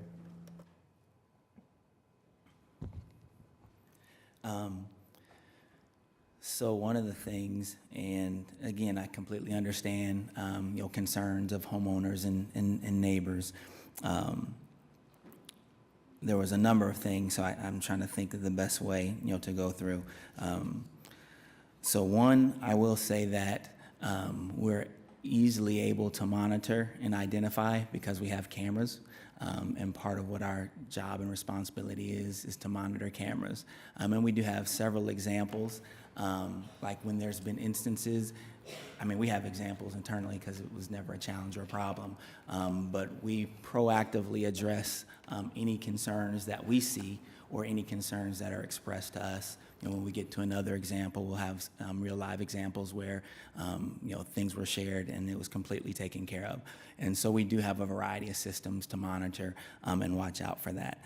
I will say, so I can't speak to, like I know one of the birthday parties he's referencing, that was on a Sunday. No one parked in the street at all. They only parked inside the garage and the driveway. And yes, we did allow for one group that was there for extended period of time, like to bring in a smoker and smoke, and they actually made it for nothing that took place at the home. They actually were in town for an extended stay at another event, and so the person actually made food to take to another event, and so that did not take place at the home. And then the birthday party, that was actually for Rebecca's son. And so we use the home for our own purposes. So like we're not renting it out. So Rebecca's birthday party, she's the other property manager. Like that was on a Sunday. We've had some friends that we've allowed to take a Rhythm of Rest retreat there. So when there's been stays less than 30 days or occurrences like that, those are actually instances when we were there, and part of it, Rebecca or myself are very close friends. And so, yes, there was a bounce house and kids swimming at a pool. I think there was 5 adults, and then however many kids, maybe if they all had 2, 3 kids apiece, were part of the birthday party. And so that's what that was. I also do know that there's a home across the street in the neighborhood that consistently does have parties. And it's very loud, and they park in the street regularly. So all of those things, even before we came to that neighborhood, were happening, and those still do happen. And I think we sent in one of our, midterm guests actually complained and reached out to us about, and I think they specifically said, you guys were very clear, we agreed that from 10 p.m. on, it's designed to be silent. They had loud music going on and celebrations, across the street. Can we contact you if that continues? So I can't help but to wonder if some of what they're referencing is a function of what's taking place across the street and not at our home. Questions, comments from the board? And maybe just a little bit of this has been operating as an Airbnb short-term or? Midterm. So this is a midterm also? Yes. There have been a couple of times, like, for example, like Rebecca's birthday party, gathering, for her 7-year-old. Yes. For clarification purposes, what do you consider a midterm rental? I think 28 days or more, 30 days. How many citations or how many times has the police been called out to this property? That I'm aware of, none. And with regards to the 4th of July, if there were fireworks being popped off after hours or during the late evening, you said you had cameras that could monitor that? Yes, sir. And was that not caught? What's that process look like? We did not see that coming from our home on our cameras.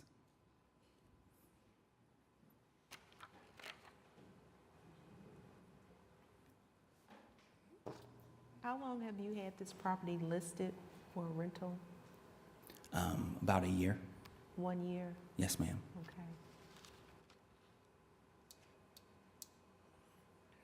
Is there anything else from the Oh, board? and I will say, we've been in process, like I'm sure the records show, we've actually been in process for almost a year, with going through the things that we have to do and acquiring the deeds. And so our initial submittal, and I think the process changed at some point through, and so we've been in process, with the system for probably about 10 months at this point. So did you just recently become aware that you were supposed to come to the Board of Adjustment prior to putting your property up for rental? Yes. Okay. Yeah. But we've been doing it for, we learned that you could do it for, long-term 30 days. And as I walked through, that's what pretty much all of our guests, have been. And then we did not take the listing down, we didn't put on there 30 days only, because we have multiple homes in Norman.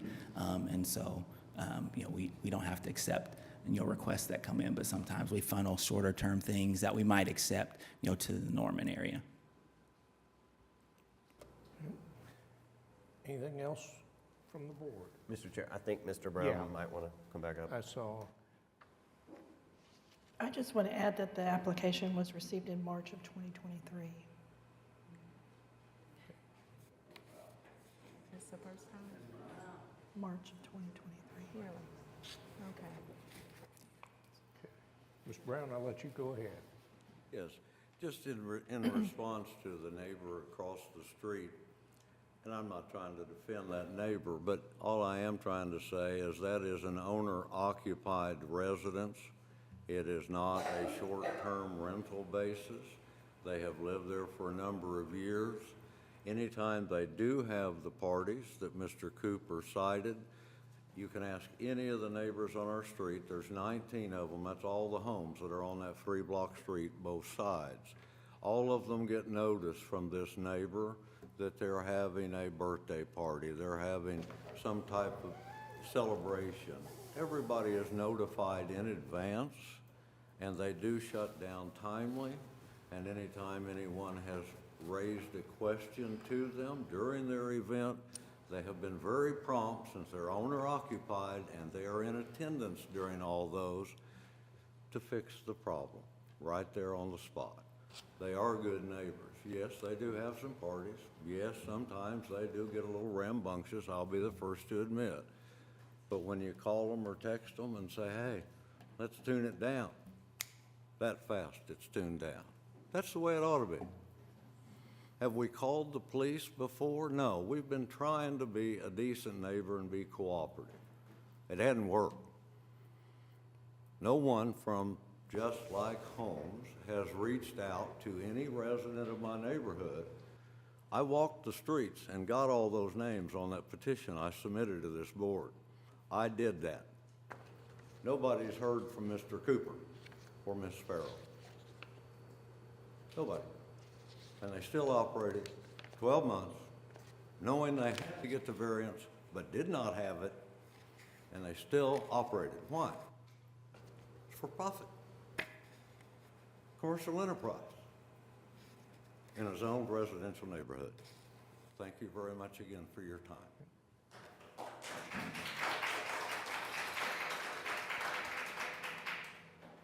Anything else? I will, Hang on, just. I was anything just else going to from the share board? that. shared my number with the neighbors across the street, and then also with the neighbors to the south of us. So they do have our contact information, and had never reached out, except for the neighbor to the south of us, did make it a point, to give some, like she baked some stuff for us. I wasn't in the full conversation, so I can't say everything that she said, but it was very cordial and friendly interaction. And anytime if anyone were to ever call us, and we have history of that, it does get taken care of, immediately. And so.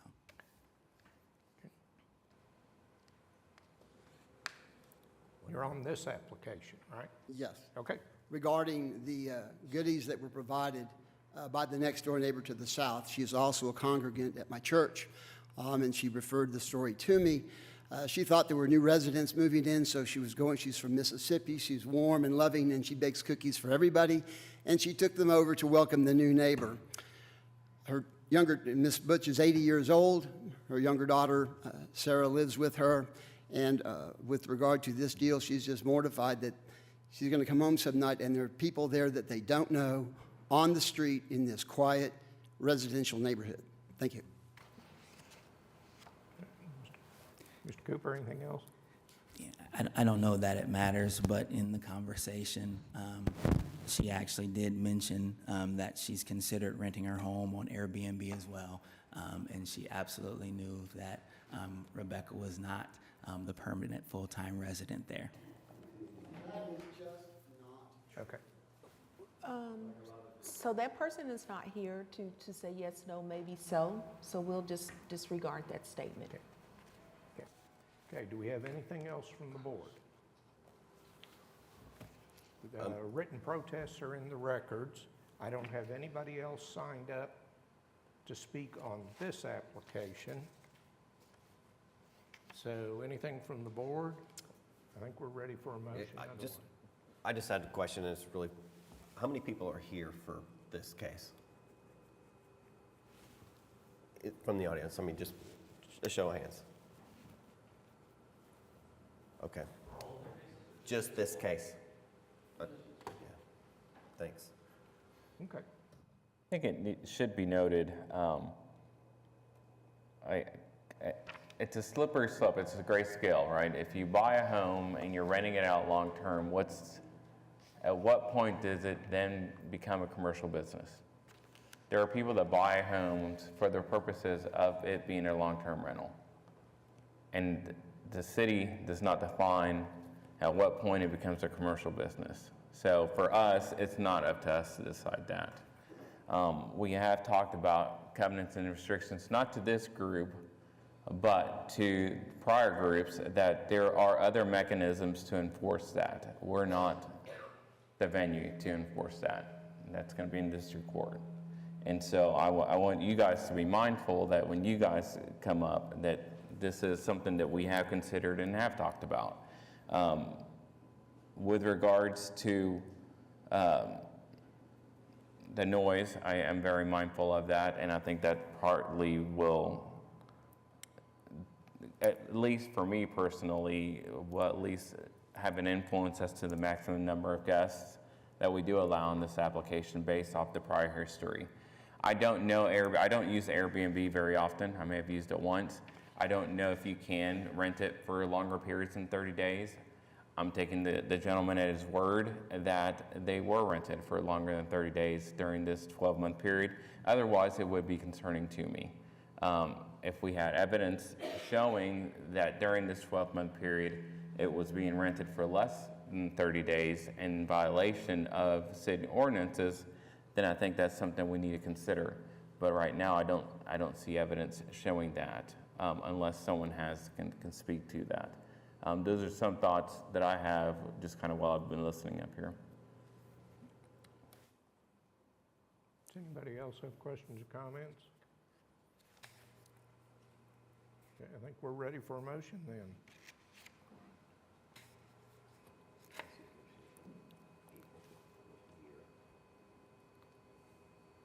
As for me personally, if I'm going to put forth a motion, I would change the number of maximum guests from 10 to 8. I don't know if you can convince some of the other board members to put the motion in at 10. But that's me personally, just based off of what we've heard thus far. And I feel the same way, Mr. Cooper. I think just with the sheer number of protests, and I think you do run a good company, and I think that hopefully in the next year, these people will find out that you do also. And I want to make sure that the protesters understand that we don't know what's going on in any individual application. We have to have information from residents. And so it is upon you to file a complaint if you have a complaint. But we aren't here to, without evidence, we can't make a judgment on some of the stuff. Just like Mr. Connor said, it is up to the people surrounding those properties to help us make better decisions. I would like to say, I'm not sure if anyone's aware, but we did, at least the last meeting that I was here, we actually denied a special exception application because the neighbors came forth together and presented evidence as to what was actually happening during that time. So for people to say that there's nothing that can or cannot be done, I think is false. We will consider all the evidence, and so we will deny applications if we see enough evidence that the owner or the property manager is not actually taking care of the property, and it's being essentially a nuisance to the neighborhood. So just know that. And I just want to add for the record to the residents that are out there, this is one of the reasons why we only go for 1 year, because we do understand that you live there and that the people that are coming asking for the special exception may or may not be using it for a business, but you live there as residents. So therefore, you know, I have to echo what my colleagues just stated as well. For me to get on board, I would definitely have to have a reduction in the number of people, because the more people you have, the louder they're going to be. And apparently there are some concerns coming from the neighbors. So therefore, that's the only way I can get on board with it for sure too. Yes, sir. Got a motion? Motion Somebody- to approve. Go ahead. Motion to approve case number 15341 for the purposes that it meets the statutory requirements for a special exceptions for a term of 1 year, with the maximum number of guests to be 8, along with the self-imposed rules in the application. Okay, we got a motion and a second. Cast your votes. All right, you're approved on this one. Thank you. Item number 13, case number 15357, application for a special exception for Just Like Home Rentals for home sharing at 3417 12 Oaks Road. Same announcement? Yes, same announcement. All right, I got several people signed up on this one. Let's see, make sure. Yeah, this one's got quite a few written protests. They're in the record. So, There I've are got- over 30 on this one. pardon? It's close to 30 on this one. There's 63 protests. If you 63. would, give us a little information on the house. Just first. Yes. So this particular home, as you can see, is on 12 Oaks Drive. The drive with the garage and the long driveway is on 122nd Street. So folks have to enter in from 122nd Street. It has 4 bedrooms and three full baths in the home. The master bedroom has a king-size bed as well as a pull-out. The next bedroom has a futon for sitting and a queen-size bed. The next bedroom has a queen-size bed and an exercise bike. And then the 4th bedroom has, it's a very large bedroom. It has 2 twin-over full bunk beds and then a couch, pull-out couch sitting area. It also has a swimming pool in the backyard. So before we go into our complaints, I just want to make a quick apology on my behalf, because I said there are over 30. I was not aware that we had received additional ones today. So please forgive me for stating over 30. It is over 60. Okay. Anything else from the board? Okay, number 13, Mason, your turn.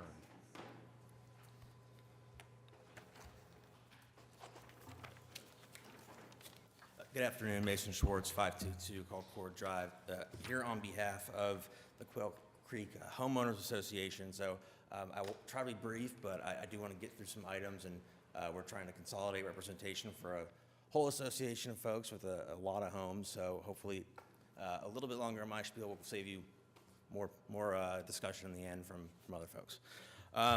I do have Bryden Ferguson here with me, who is the president of the Quail Creek Homeowners Association. Mr. Gautreaux spoke earlier today. He is the successor to the original developer of Quail Creek. And what I want to go through here is this application does not meet the standards and criteria in the city codes for special exception approval. In summary of what this particular vacation rental is, it's not a primary residence. It's not home sharing. It's a full-time vacation rental. As I understand it, per the Airbnb listing, they've got reviews for this particular property dating back to 2021.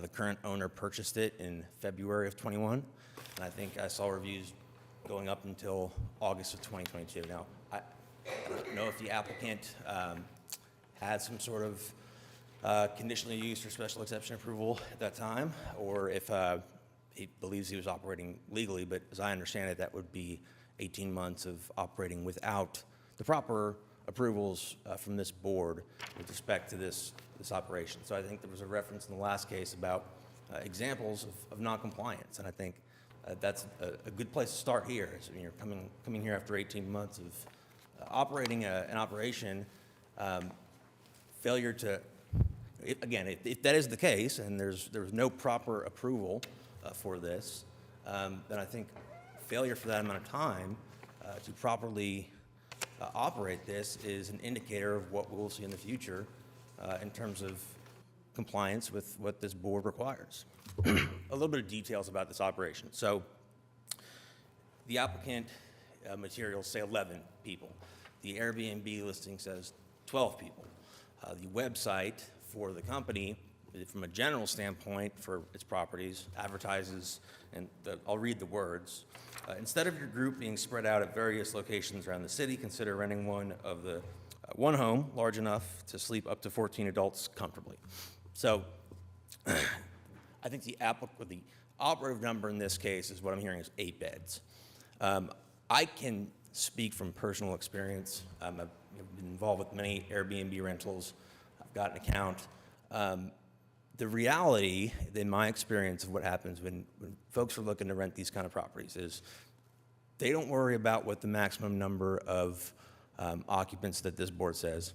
And quite frankly, there's a lot of folks that don't worry about what the listing says in terms of maximum occupants. What they worry about is the number of beds.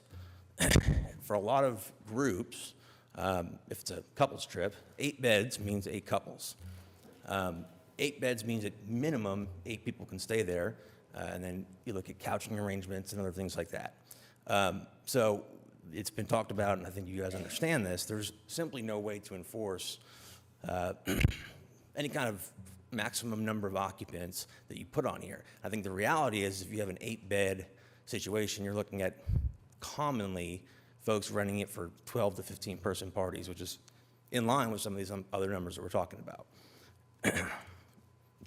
Frankly, it's kind of destination that would attract something like a bachelor party. This kind of house in particular, it's got a swimming pool, it's got billiards tables, private basketball, cornhole. It's set up for that type of group to come in and rent it for the weekend. And just want to get through here. That kind of use is simply not single-family residential, what this neighborhood is zoned for. I want to briefly go through quickly some of the distinctions here in these ordinances because I think it matters. So the code makes a key distinction when it addresses these home sharing operations between primary residences and full-time rentals. For primary residences, all you have to do in R1 to get the proper approvals is meet the ministerial requirements for a conditional use permit. However, when this was done in 2018, the ordinances that govern this now, and I was a part of it in the legislative discussions, so I'm very aware of all the considerations that were going on at that time with this ordinance. What they said was, when we're talking about a property that's not owner occupied, in that circumstance, a special exception is required. A special exception is exactly what it sounds like. It's an exception. And that's what the statutes require, and that's what the codes require. And I'll read from the statute because I think this language is important. I think you guys hear over and over that meets statutory criteria. Well, I think it's important to look at the statute. Special exceptions allows for a use which is not permitted by right in a particular district because of potential adverse effect, but in certain circumstances is controlled in the particular instance as to its relationship to the neighborhood and the general welfare. Similar language in the Oklahoma City Code talks about special exceptions and says special exceptions should only be granted when consideration is given to setting, physical features, compatibility, surrounding land uses, and talks about, generally speaking, the reason it's a special exception is because the default is it does not conform to the codes. So I think it's easy for this board to get into a rhythm of approving these applications and feeling like it's somehow bound by its previous decisions, but it's not. Legally speaking, in fact, this board is charged with reviewing every single application on the merits and making a decision on the facts of each case. And the city codes specifically say the Board of Adjustment shall review each case on its own merits and apply the established criteria herein. There's 7 criteria in the code, and I think that we've really failed to go through some of these in these other cases today, and I think it's important to go through them here. And specifically, the codes say the Board of Adjustment shall make a determination that the following standards have been met. And these are code standards, not statute standards. In our view, 5, 6, maybe even all 7 of these criteria are not demonstrated by the applicant with this particular application. Number 2 is proposed use shall be in harmony with the general purpose and intent of the applicable zoning district regulations. Though the purpose and intent of an R1 zoning district is actually defined in the code. There's a section that says purpose statements. And for R1, it says R1 district is the most restrictive residential district. The principal use is a single-family residential. Internal stability, attractiveness, order are encouraged. It's meant for single-family homes. What this is clearly not consistent with the purpose and intent laid out in the ordinance for R1. It's not home sharing. It's not a single-family home. It has no connection to the residential aspects of the community. And I think it's been said, and I agree, this kind of situation is closer to a lodging or even a hotel operation than what would be normally thought of as a single family. Certainly it would be closer in intensity to a duplex, quadplex, some kind of multifamily setup. For an example, the code defines a lodging house, and it talks about what the cutoff is between a lodging house and a hotel, and that number is 10. This is the Oklahoma City Code. 10 persons in a single house is when it transfers over into a hotel. And so I think we are talking about 11, 12, 13 people in a single family house. This is closer akin to a hotel operation or some sort of large vacation rental than it is the character of what you see in a single family neighborhood.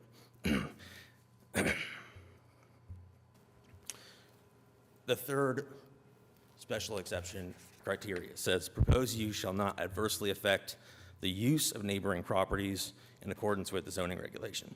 Again, we think it directly negatively impacts the use of single-family homes right around this and throughout the whole Quail Creek community.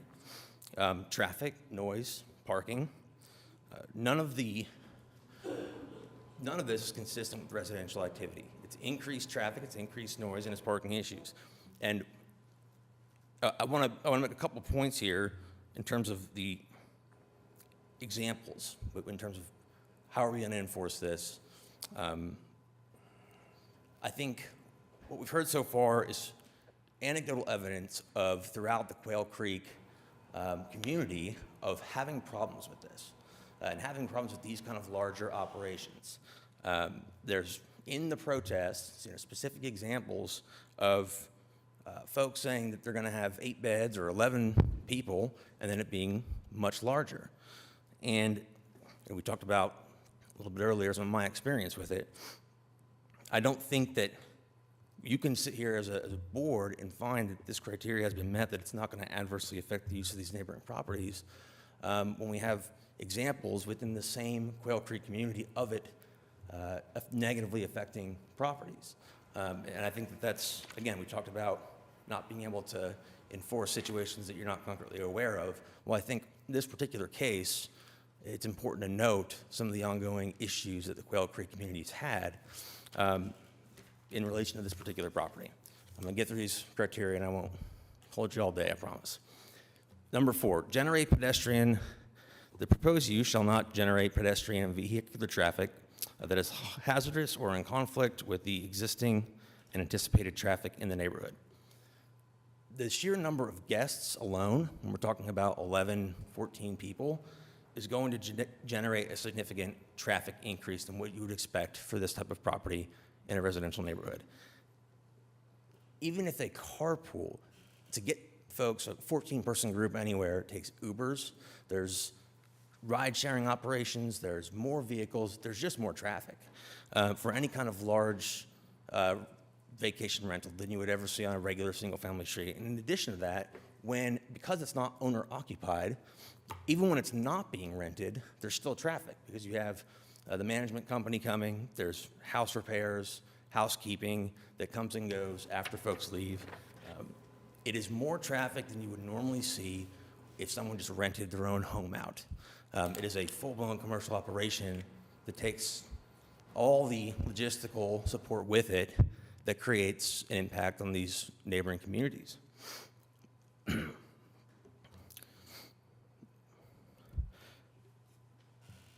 We also think that the anticipated time, Sarah, I am representing multiple people, if that's all right. If I could have your indulgence a little bit longer in the hope that we cut down the total number of people that talk. I do think it's important to get all these facts in the record because I think we're risking falling into the trap of looking at all these things the same, and I think it's important to look at it on a case-by-case basis.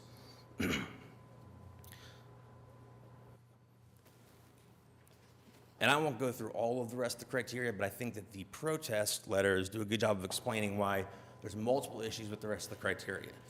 We haven't seen any reasonable precautions taken, like criteria number 6 says, about protect nearby and existing development from hazardous and obnoxious conditions. Number 7, we haven't seen any site-proof screening to protect against loss in land value. And that particular criteria, I think, is noteworthy because it really directs to a situation where you perhaps have an operation on the fringe of a residential neighborhood, and in order to protect the land value and protect the character of a residential neighborhood, you have the necessary screening in place, and it's a transition. Here, you don't have any of that. You have it smack dab in the middle of the street, in the middle of the neighborhood, without any kind of transition or proper screening to buffer this type of more intense use of a single-family lot. So if this was on the corner or in the corner of a neighborhood, it might be a different situation. But again, the facts of the case matter. I do want to speak briefly to the covenants, and then I'll turn it over and let you do any questions. As it's been referenced, this operation is directly prohibited by the covenants. Now, this board understands that it's not its job to administer the private covenants, but the statutes expressly require that the board look at particular instance and the relation to the neighborhood and the general welfare. And when you have a situation where you've had ongoing issues with these types of rentals and you have a direct violation of the covenants, then I think it's fair to say that that's something to consider, at least in this particular instance, that we're allowing operations and directly, violation of the covenants is a problem for the neighborhood and the welfare of the Quail Creek community. And I think it's important to note that just like the applicant has been operating this without coming before this board, as I understand it, for quite a while, these plat restrictions have been in place for quite a while. When this property was platted decades ago, the plat specifically referenced the existing covenants that control these uses.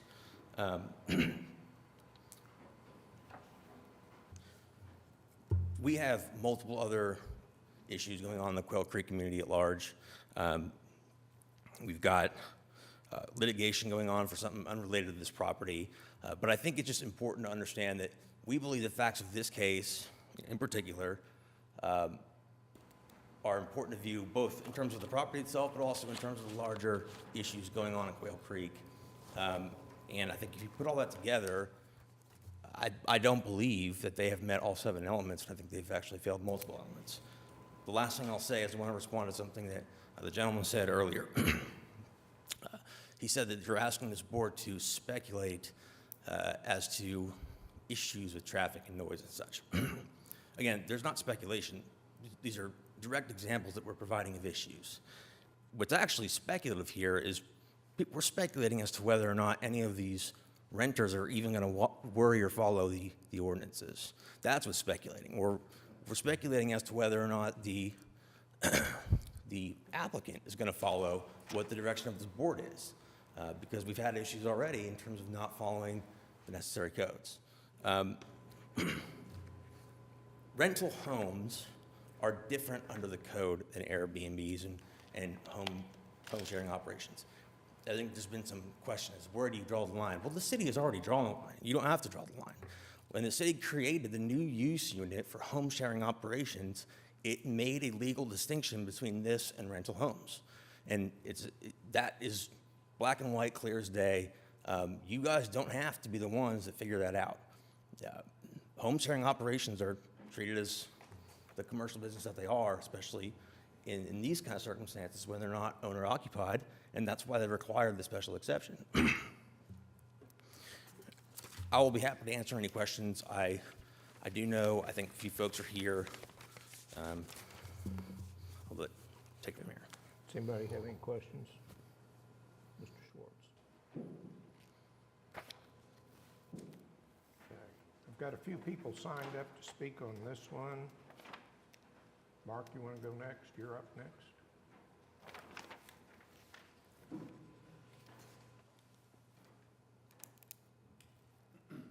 Mark Gautreaux, 3008 Brownstone Road. Again, I've already spoken. I don't want to take up too much more time, but we have had a horrible experience on Brownstone Road. We are in litigation. Same thing. Person was operating without any kind of license. He's doing it also on Brush Creek, in Quail Creek, and North Quail Creek. And I think this disregard for city code, city rules, I mean, these are simply people that ought to be hoteliers that are coming in instead of buying a hotel to make their money, they're coming into neighborhoods, and they're in the hotel business. And I don't know how you paint it any other way when they're every weekend.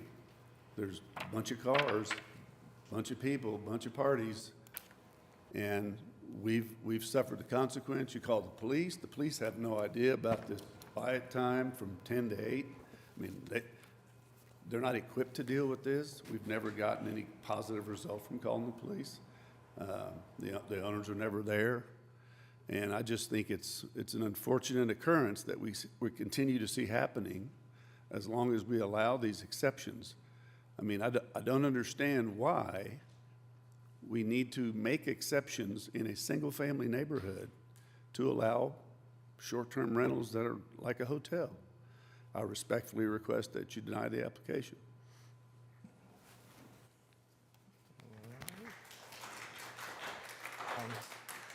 I'm going to go through the protests first, make sure I got Jill Elledge. Did I say that right?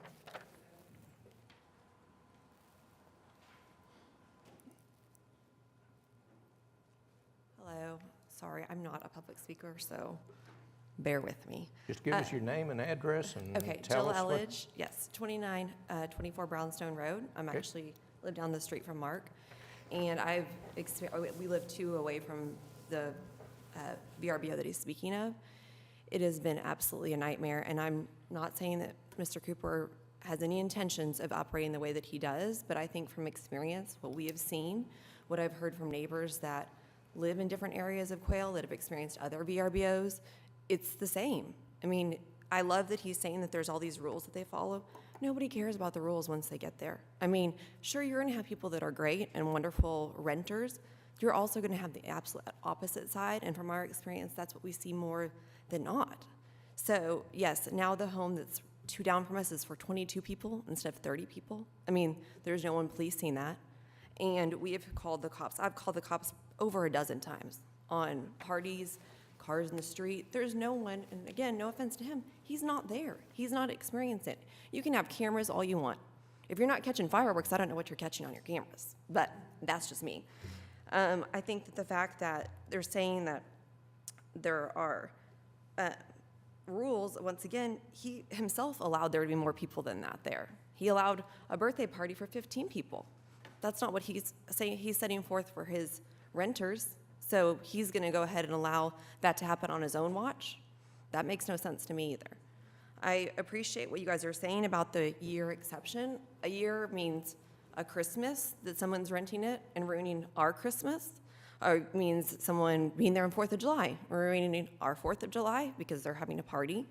I think that you have to take into consideration if you would like to have a hotel next to your house, and that's what it is. And there's no way that you can look at that and not see that. Maybe when you're outside of it, but when you are in it, that's what it is. It's worse than a hotel because at least at a hotel, there's a manager there that can control if there's a loud party, and you can call down and someone's there immediately. In this situation, again, to Mark's point, you call the police. One, I don't want our police having to worry about loud parties on our street, people parking in the roads. They should be doing something much more important than that. But time and time again, we've had to call the police on that. Again, I know that it's not the same property, but it continues to happen at these properties. And again, I ask that you deny this application. Thank you. Are you saying that you have personally called the police on this property right here? Okay. And again, speculation, I think that's a really good point. Sorry. Speculation that he made is speculation that these people are all going to behave appropriately and follow the rules. Okay, that's what he's speculating. We're speculating the opposite because we've had the experience. We're being asked to look at this specific, I feel like the statute requires us to look at each one individually. Okay. And we've been accused potentially that we're not doing so, but I feel like we do. But at the same time, we're now being asked to look at extrinsic evidence to make a determination on this gentleman's application. I do have a problem with that. I think that if we're speaking just to this, he's saying that he only has properties on the outskirts of the neighborhood. He's off 122nd, so this is allowing people to, like they were saying, more and more traffic come into our neighborhood. I have young children. There's a ton of young children in our neighborhood. You're allowing people that are transiently coming and going, bringing in who knows what, and like he said, yes, a renter might have something different, a long-term rental might have something similar, but it's nothing near the same traffic you're getting when you have random people coming in and out of this house every few days, So again, I'm sorry that I took it to comparing the two. It's not the same house, but I think that you can extract from that what is pertinent to this house as well. And it's a family neighborhood. It is tons of young families and young kids. And 10 o'clock at night, even if you're saying 10 o'clock at night in terms of the noise, my kids go to bed at 7:30. I don't want somebody next door to me partying until 10 o'clock at night. That's still inappropriate. I go to bed before 10 o'clock at night. And so I think that we need to take into consideration, we are in a family-centered neighborhood. That is what Quail Creek is known for. That is what we love about our neighborhood. And then when he's saying it's about the neighbors next door, okay, he's saying that they buy properties that only have a couple neighbors. Do you think those couple of neighbors don't matter? It's really important to them, right? I wouldn't say if it was just me and I had one neighbor and that was there. Do I not have a voice? Do I not matter? And that's what he's saying. Thank you.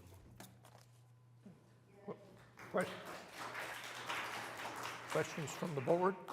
I don't have any questions, but I do have a comment that I need to make, and it's to the first gentleman that got up and spoke, and he talked about what we as a board can do and should do. However, I want to assure you that our purpose is clearly defined, what we should be doing, and it's basically under the standards for a special exception approval. And we go by those 7 guidelines that we follow when we make our decisions. So for you to make reference to coding and all of that kind of stuff, prior to any of this coming to us, someone else has already made that determination. We go strictly by what we're supposed to adhere to when our decision is made. And I know it seems uncomfortable at times, especially for the residents, and it do for me as well too, when we do approve some things, because we truly sympathize with the residents when we hear certain things.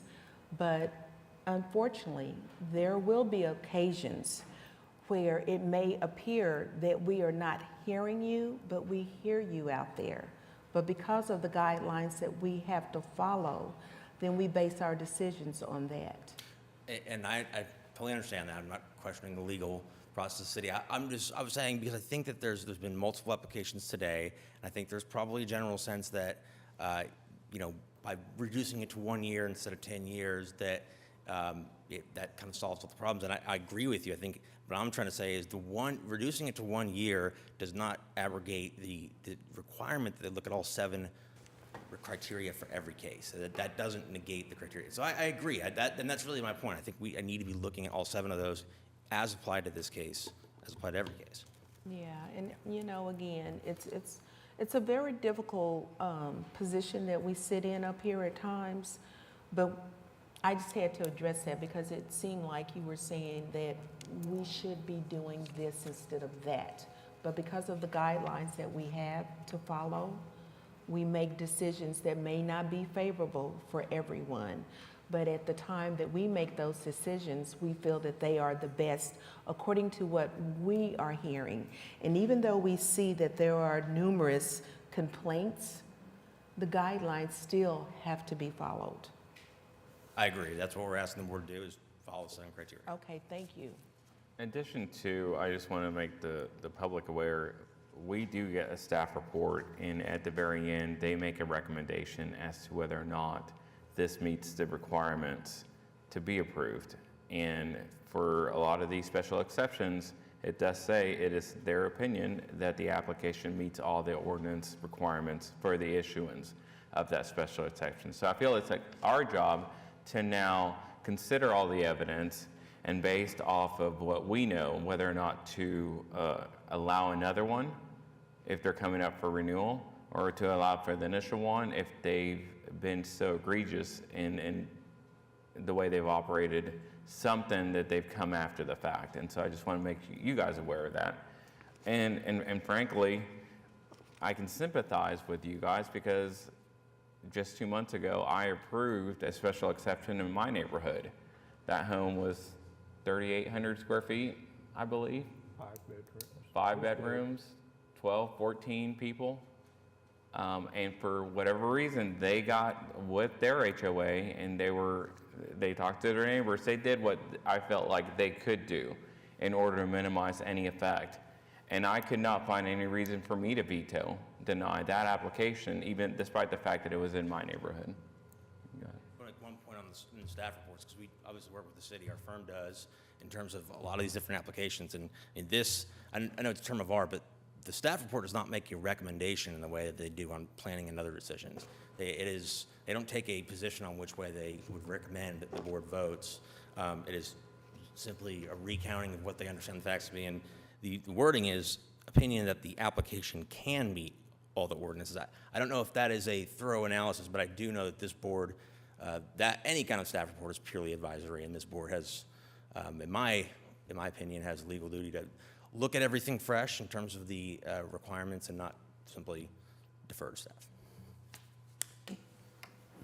Okay, get the applicant back up. Nothing further? Okay. We've got, do you want to, Mr. Cooper? I think Don has a question.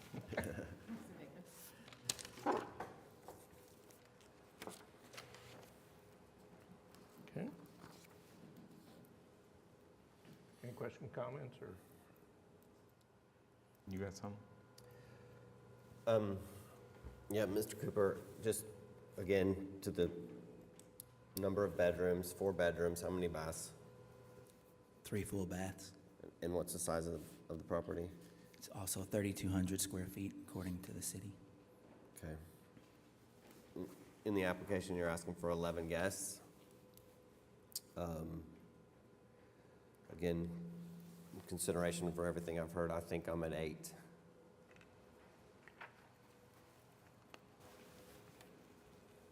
I mean, also, along with concerning the driveway, I think for 8 guests, maximum number of 4 vehicles is probably appropriate for that to minimize the impact to the rest of the neighborhood. Definitely a 1 year. And for everyone that's out here, I've been in favor for less than a year. I've been told that 1 year is like an absolute minimum. So otherwise, I'd probably do 6 months or 3 months. 4 situations to where we can build up to the trust with the neighbors in the neighborhood. But 1 year is definitely the lowest that we can go. And you said 4 vehicles in the driveway? Correct. Well, on property, no on-street parking. Absolutely never. So. Okay.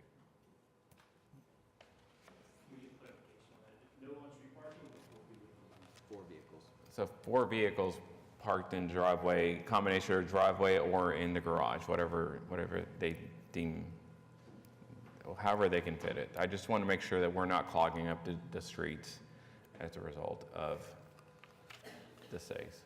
Okay, to avoid being repetitious, is this different or new? It is new. It's a question as to the Okay. details of this. I believe I saw in the application that there was a commitment to only using the back driveway. There's 2 driveways. Is that still within the motion here? Is that good with the applicant to just use the 122nd access and not the circle drive in the front? If it's all right, I would prefer to be able to use the front driveway. I mean, So your question is pertaining to the parking includes a 2-car garage and up to 3 additional spaces in the driveway in the back? Is that what you're referencing? There's also a circle driveway in the front, and so I think And so he's at, what is your question again, sir? so I understood, I understood the application to be asking for only approval to park in the back. In other words, I understood the application would be prohibiting parking in the front. Is that? So 122nd that's the main drive, that's the main road, correct? So parking on that street would create issues and I mean, and safety issues. This is I think it's an important issue because so they've got this weird situation where they've got a second access off 122nd. If it's a matter of whether or not traffic is going to be going through the neighborhood is what it comes down to. If it's just allowed on 122nd, and I believe that's what the Airbnb, I know that's what the Airbnb listing said was, parking in the back. So it also states there's absolutely no street parking, no front parking, and no RVs, 18-wheelers or trailers allowed. Must use the back driveway. I see where your question came So from. I'm trying to understand if we're enforcing that part of this in terms of our motion. Must use the back driveway. Yes, that's what's listed here. But I'm not certain, but the way it's being read to me, or what I'm understanding, is that RVs, 18-wheelers, or trailers are not allowed, but must use back driveway for what purpose? So that wasn't supposed to be necessarily part of the application, but what we've published is that historically people can only come in off of 122nd Street. But we do have a front drive, and obviously if the house is on 122nd Street, it's only one street in, one way in, it's a cul-de-sac, and we would like to be able to use the front circle drive if we would like to. Historically, we've made our guests, and like, so for example, one of the 60-day guests, a Quail Creek resident, so we did make an exception because he owns a lawn business. So he had his lawn trailer in the back one on 122nd Street. So we allowed he and his spouse to park in the Circle Drive. That was an exception that we made, and we just like to be able to make a similar type of exception if that comes up. So I want to discuss this just a little bit more because, again, you have a large number of people here that are complaining. And, sir, describe to us Okay. the board. I found the language. So there's, in this item 6, it says, there is absolutely no street parking, no front parking, and no RVs, no 18-wheelers must use the back driveway. So I understood the application, and I think other folks did too, to say that, I mean, they've got 2 driveways on this property, and then that would require that access and parking would be done through the back off of 122nd, which would, if the board's going to grant or move a motion to approve, which obviously we'd object, we would ask that it include the stipulation that access and parking be taken strictly through the back on 122nd, because there's 4 spaces back there when you include the 2-car garage per the application, and in theory, that would at least, if it was actually adhered to, stop traffic from coming into the neighborhood to access this property. It would all be off the arterial. So that would alleviate some of the hardships that the neighbors may experience, maybe? Is No, that what you're I saying? don't think we're alleviating hardships. I'm just reading the tea leaves that we're going to get a motion to approve here, and I'm telling you what we would ask. If there's going to have to be a motion to approve, we would ask that. Well, that's why I'm asking, because again, we want to try to work with you guys on this one as well. Yeah, we're not, the point is that we would prefer it to be in the back.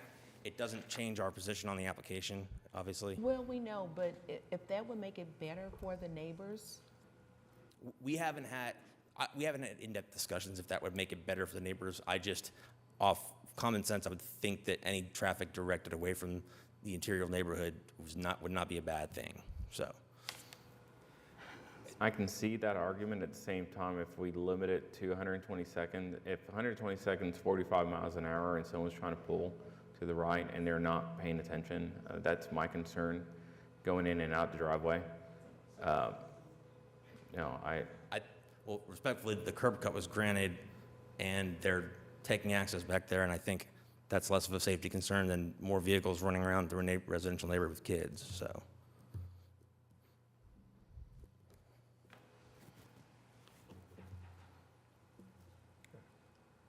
All right. Are we ready for a motion? I guess as far as the board discussing that part, I'm not willing to limit access as long as they're not parking on the street. I understand the concern about cars going through. If they're not parking on the street and all the vehicles are located on the property, to me, I don't think that limiting to one driveway or the other is necessarily going to be. But if it is an issue, I guess we can revisit that if it gets approved in a year and make a determination at that point. yeah. And I feel comfortable not limiting it at this point because we don't know if it's a foreseeable problem or not. But I just wanted to hear your concern to see if, there's something else we could consider. Mr. Chair, I think there's one person who did want to speak. Apparently so. Go ahead. Sorry. My name's Andrea Pack, and I live at 122nd Brook Hollow Road. So I live 2 houses away from this house. There are at least 8 to 10 children that do that cul-de-sac. They love to go down the hill, and that circle drive is right in the opening of that cul-de-sac section. We have this quiet road in Quail Creek that only the residents know about, and he's now building a hotel there. Nobody knows about Brook Hollow Road. It's a sweet, quiet neighborhood. Our kids can actually ride their bikes and play in the yards, and we like it that way. In this house, if they can park in the front, there are going to be people that aren't taking into account our children when they're on bikes. And I mean, there's probably minimum of 10 kids that go down there daily. And so I would definitely like to protest that. The 122nd access, you buy a house that you don't want to disturb the neighborhood, then park in the back. because otherwise it's going to disturb us. That's all I have to say. Everybody else has said things way better than I can. Thank you.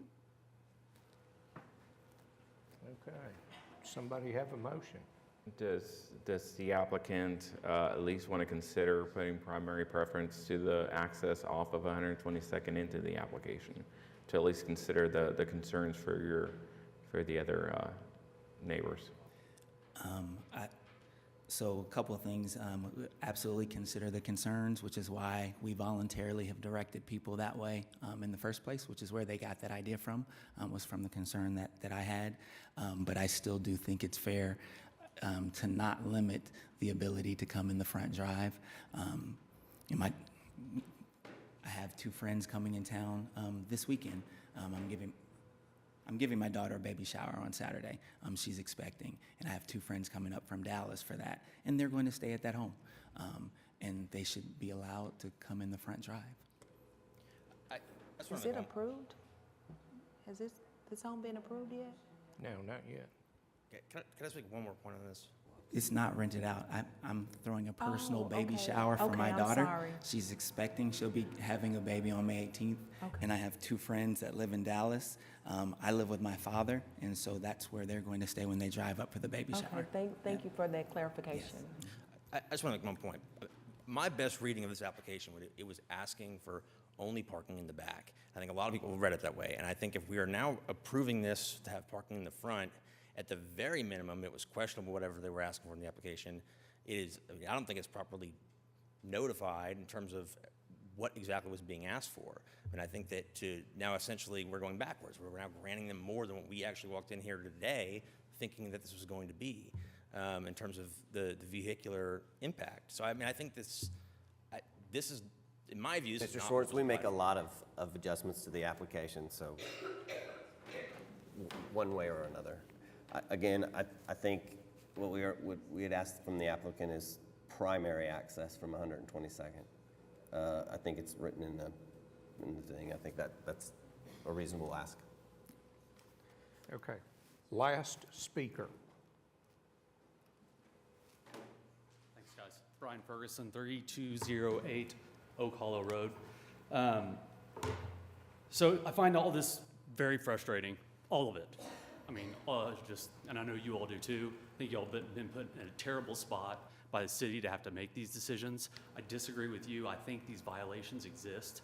I think they're not meeting all 7 rules of exemption. And I've just asked the question, do they have to meet some of them or do they have to meet all of them? So if there's one violation, do you by default not have to say we can't give you the exception because you're not meeting the criteria of X? So if I tell you that somebody puts a hotel next to my house, that's going to devalue my residential home, that's automatically in violation of number 7, if I'm remembering correctly. But we can go through that whole list. Number 1 is a violation because they clearly are disrupting a residential community. The neighbors are here telling you that they don't want it, and you're not listening to the neighbors. The residents don't want it. Everything about this violates the what does it say in here? It is not in harmony with the general purpose and intent of residential zoning. That's number 1. And clearly, it's in violation of that. And clearly, it's in violation of all these other items that our representative laid out. So I'm asking, I would like to know that question because I feel like you all, with every home share, I feel like you all are missing the mark. You're clearly missing the mark here. And I would like to know, do they have to meet all 7 of those guidelines? Or is it 1 or 2? And then we're just going to think about it and ignore all the others. Because I'm telling you, home prices go down, right? Can a pedophile stay there?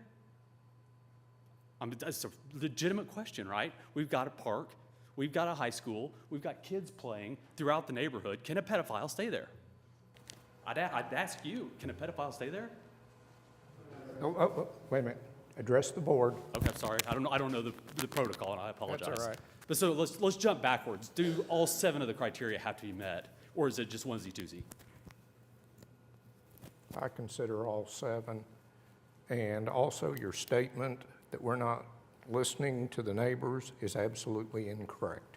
Okay, I completely disagree. I feel like, I mean, we've laid out why the neighbors don't like it. It's the same thing you all hear all the time. The noise, the trash, the parking, the safety, the security. Is a kid are they gonna have a party and are people gonna park on the street and a kid pops out in between two cars and gets plowed over by a guest or anybody else because they can't see, there's so many people there. All of these things disrupt a residential community.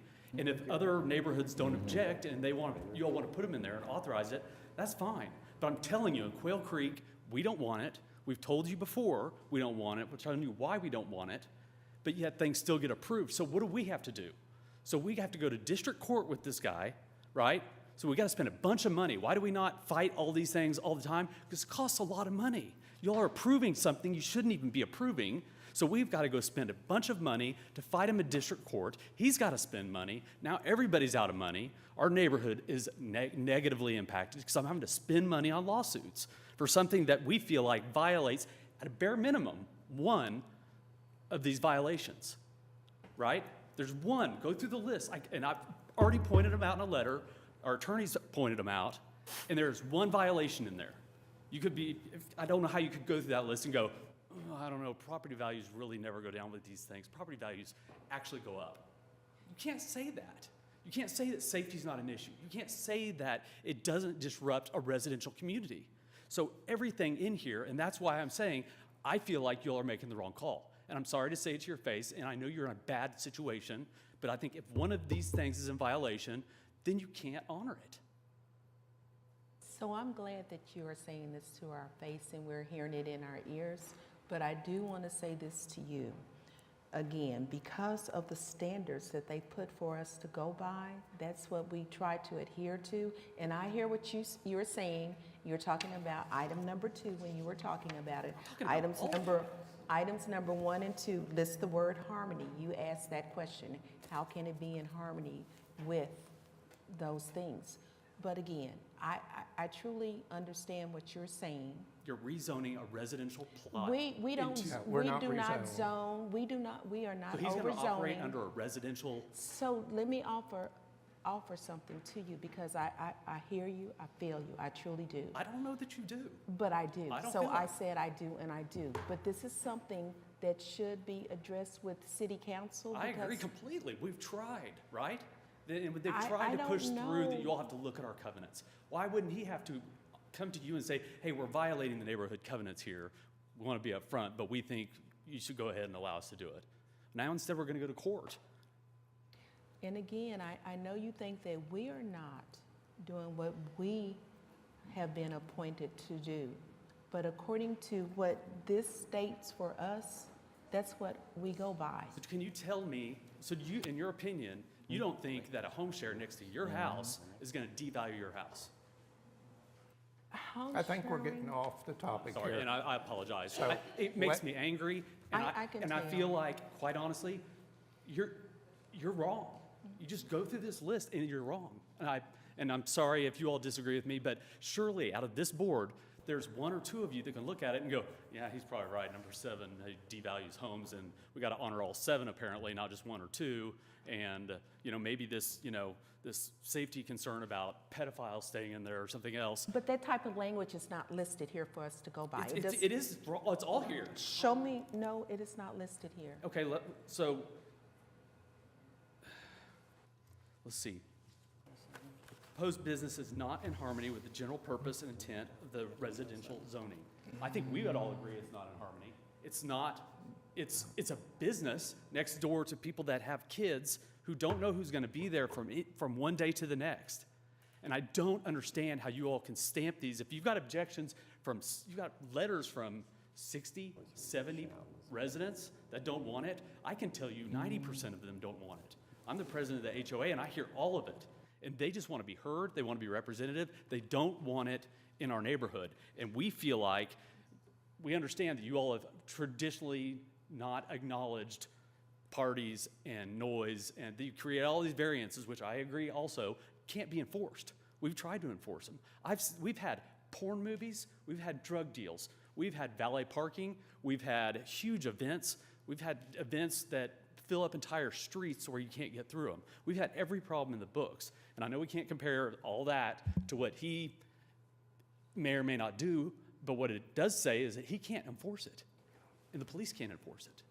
So you all can make exceptions all day long, but unless there's a plan in place to enforce these things, I mean, do I just got to take a notebook and then hope that maybe I get notice when he comes back in a year? Is there a plan? Is there a notice that goes to him that he's got to reappear here in a year? Does he have to re-notify all the neighbors and go through that again? I don't know.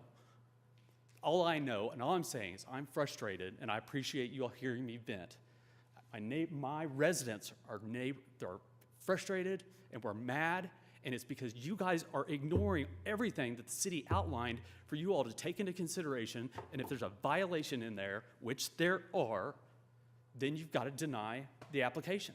And I kindly request that you all deny the application and start reevaluating this whole situation, because it's wrong, and it's wrong for every one of these people that come through here and get rubber stamped. Okay. Sorry. All right. Thank you. Do you have something new or different? Because we've heard this one.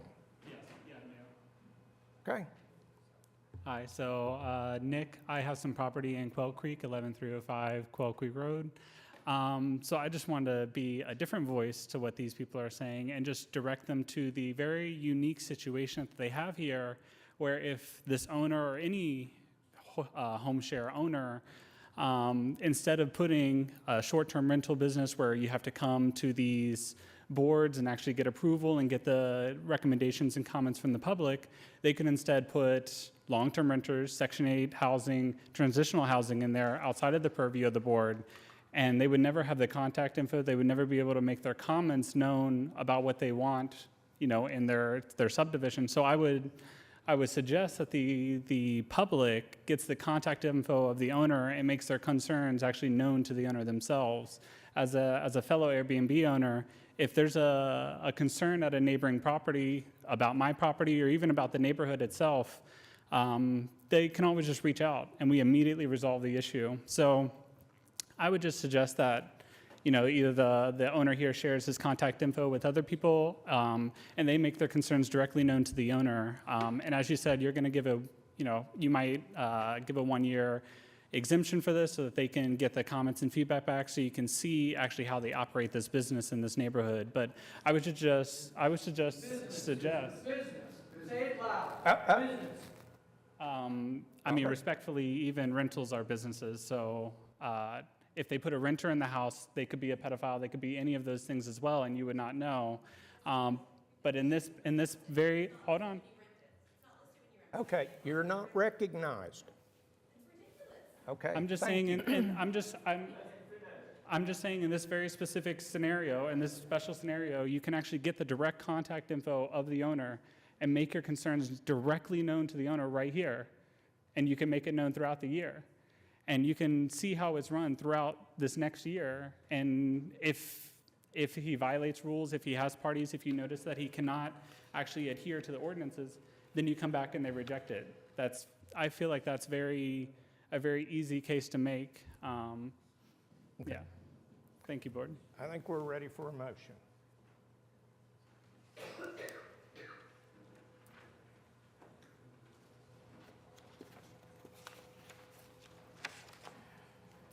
Motion to approve case number 15357 for the purposes that it meets the statutory requirements or special exception with the following modifications to the application. Maximum number of guests shall be 8, 4 cars maximum, no on-street parking. Primary consideration will be to use the access off of 122nd Street and for a term of 1 year. Is there no parking on the Circle Drive? There is parking. So the maximum 4 vehicles, is that for both of those? That's for the whole property itself. Okay.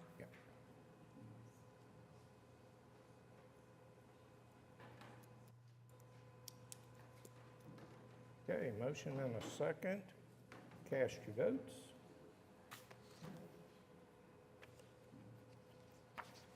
I don't have a voting panel yet.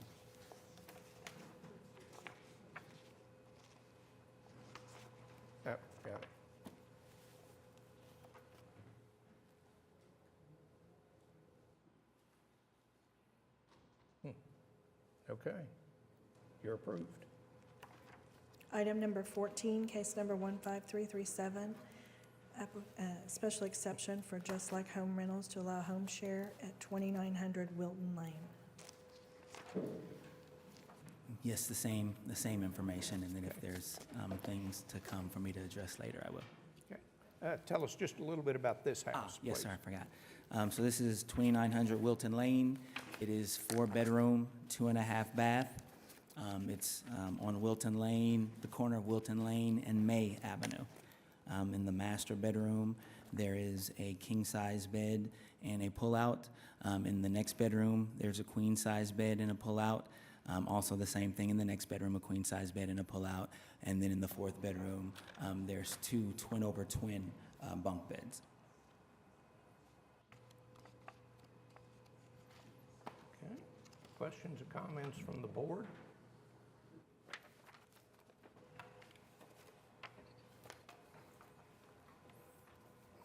Okay.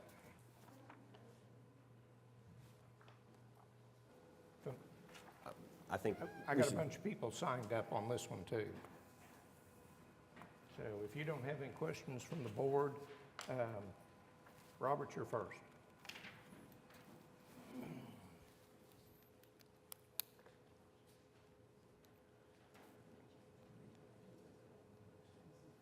Good afternoon. It's been a long afternoon, and I'm a resident of Lakehurst at 2900 Drakestone Avenue, and so I'm quite familiar with the property.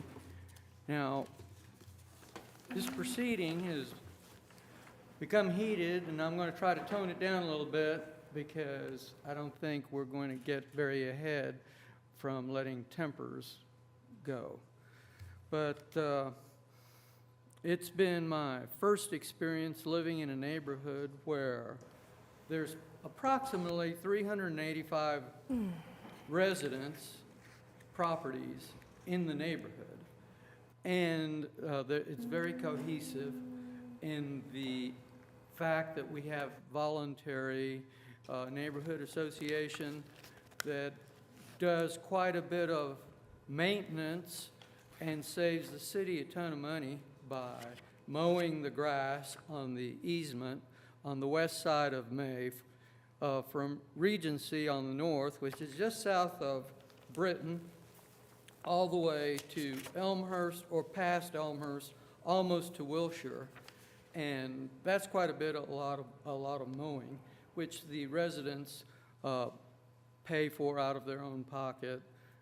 Put in flowers on a regular basis, seasonal, and do quite a bit of things for the neighborhood from a cosmetic point of view.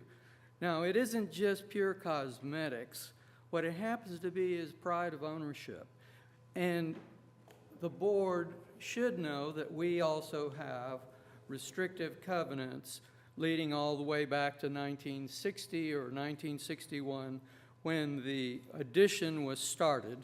And you've heard the phrases and the identification of businesses being prohibited by the covenants, and also that any member of the neighborhood could enforce that for nuisance. But also, I want to draw the attention to these 7 items that they talk, that were spoken about by the previous counselor who was up here, that policies and harmony, and also this idea of anticipated development, that's number 6. The Board of Adjustment can ensure that all reasonable precautions are taken to protect nearby existing, which would be the application of the owner of 2900 Wilton Lane. So we know that he is wanting to put in a business there because he's not going to be a resident. And I'd like to differentiate the item between a resident, non-resident owner, tenant, and then suddenly we have a business. Now then, business in the original policies. Part of the selling point of this neighborhood is that businesses are prohibited. You can't have gasoline stations there, grocery stores, you can't have feedlots, all these various things. And they are single-family residents. But there are exceptions to allowing home sharing. Now then, when an investor buys a house, it is a piece of property to him. It's not his home. I think we should look at the language being used. If I was sharing my home with my mother or sharing my home with members of my family, of course it would be home sharing. I live there. It's my home. And I act to share it with different people. If I want to share it with a college student for rent or various other folks, it would be home sharing. But did this law anticipate the Airbnb phenomenon, the VRBO's vacation rental business? I don't know, because I was not party to the all of the negotiations required to put this kind of law on the record, or the choice of language. We have this choice of language, and it says home sharing, which to me, as a layperson, I'm also an attorney, but as a layperson, I'm speaking to you as a layperson today, is that home sharing implies or says directly, you have a home and you want to share it. It is not you have a business and you want to maximize profits or just operate a business in a neighborhood. Let's face facts, folks. We're looking at a business that has shown up because the business has talked to you today about at least 5 different properties, has put together the lip service, has put the lipstick on the pig, but it's still a pig. It is a business. And to call a pig a pet, I guess you could call it a pet. There was a time when pot-bellied pigs were authorized to be pets, but then they grew into 250-pound monsters or 400-pound monsters, and the city saw it wisely, oh, this pig is no longer a pet. It is a big animal, and we can't allow people to have these things in their beds and being in their homes, even though they're smarter than dogs. They still are swine. And so this business, and I operate a business. I'm a small business person. I have a law degree and I practice, but I don't operate it at 2900 Drakestone. I don't put a sign on my window, you know, Will's Cheap, or any of that. I have an office on Classen, and that's where I operate my business, in a commercial zone. Now then, this is turning the whole thing upside down, in that just because from somebody's point of view, a piece of real estate is a home, well, it takes more than the piece of real estate to make it a home. You have to have people dedicated to keeping it up and protecting it, and not just using it as a profit center for strangers, lodgers. This is, in the words of hostelry, inns, innkeepers, pubs, all of these words where you can go get a room cheap. Now, one of the residents made a point about Airbnbs, and it was vague, and he used the term sex offenders. Well, I'm not going to go there, but I do want to talk about the anonymity of the Airbnb experience, because an owner of a piece of real estate lists his property available for rental, and the Airbnb company checks him out, makes sure that he has the rights to do all this, and lists the property. Who is the landlord at this point? Is it the property owner? No. The property owner cannot do anything to the person who is occupying the house that he has contracted away to the Airbnb company. Airbnb collects the rent, they take the deposit, they make sure that 1, 2, 3 boxes are checked. Do you have Visa, MasterCard, etc.? Can you pay for this many days, this many weeks? Yes, yes, yes. Bingo, you got the house. How many people? Oh, there's some guidelines. Now, there's a really big joke, Pirates of the Caribbean, where a lady says, I invoke the law of parlay. And the pirate captain takes her, says, oh, okay. And then actually, guess what? It's not a law. It's a guideline. That's the joke of the movie. I've really thoroughly enjoyed that. And when somebody says these are guidelines and not laws, I say, well, sure.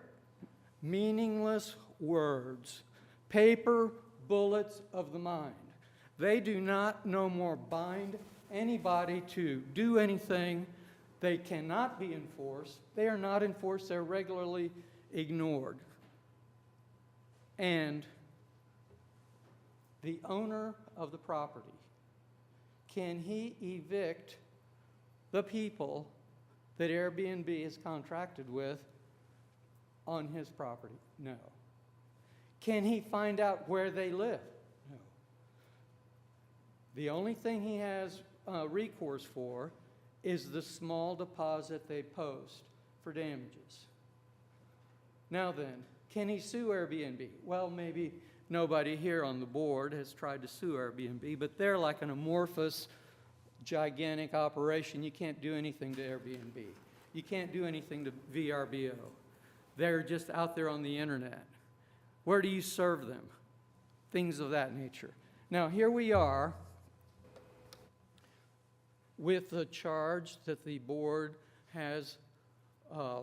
Do we exercise our discretion and give Mr. Cooper and his corporation, which until today I'd never met Mr. Cooper, and I understand that Mr. Cooper is not in the business of talking to neighbors or meeting neighbors because nobody knows Mr. Cooper. Nobody is able to find Mr. Cooper. He is the will-o'-the-wisp. His property manager was approached, and her answer was no concerning his application. So, in a word, all of the concerns voiced today by people about how can you enforce rules. Well, if you have a resident, a person who's going to live there for some time, 1 year or longer, there's time. There's time for enforcement. There's time for code enforcement to show up. Time for ticketing. Time for, okay, you don't cut your grass, you park a 18-wheeler in the front yard, etc. Those all things, there are remedies, and that keeps us understanding what's going on. But in these short-term rentals, people show up, get dropped off either from a plane or some transportation. They stay, they operate, they do what they're going to do, and poof, they're gone. Nobody knows who they are. And they can easily be invited to parties by the residents or the occupants or the lodgers. And we have seen this in other places. Now, as to speculation, I was particularly offended by the thought or the words that these folks are speculating. They're not speculating. We have 110 concerned folks that are so concerned they signed these various objections, but a lot of them are elderly and cannot be here. And a lot of them believe that, well, is this going to do any good? They've never listened to us before. That point's been made quite eloquently. This board has discretion. It is not required to do this. It is the board's discretion.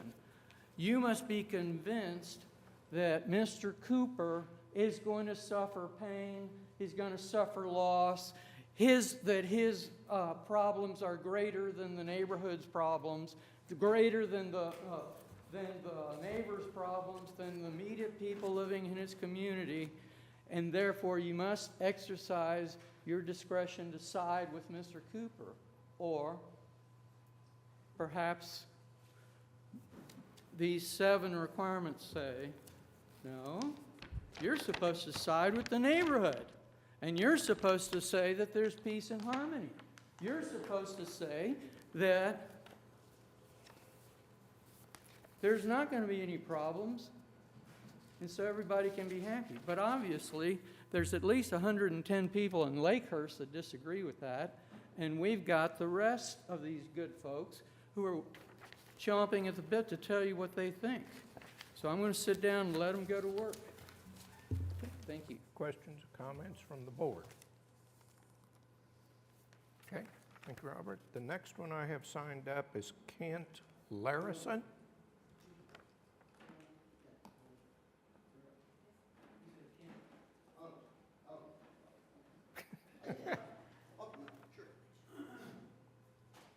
First of all, to the issue of whether somebody knew they needed a license or not, C21-42349, unlicensed business, C21-46788, trash issue. They were previously brought, and they were apparently dismissed because I don't know why. The speculation by one person was that they pulled the ad off the Airbnb on the first one, and by the time the code enforcement got to investigate the trash on the second one, it was gone. So that case was closed. So we know that we don't speculate about trash. Now, you're going to hear from neighbors here today. They're going to talk about traffic.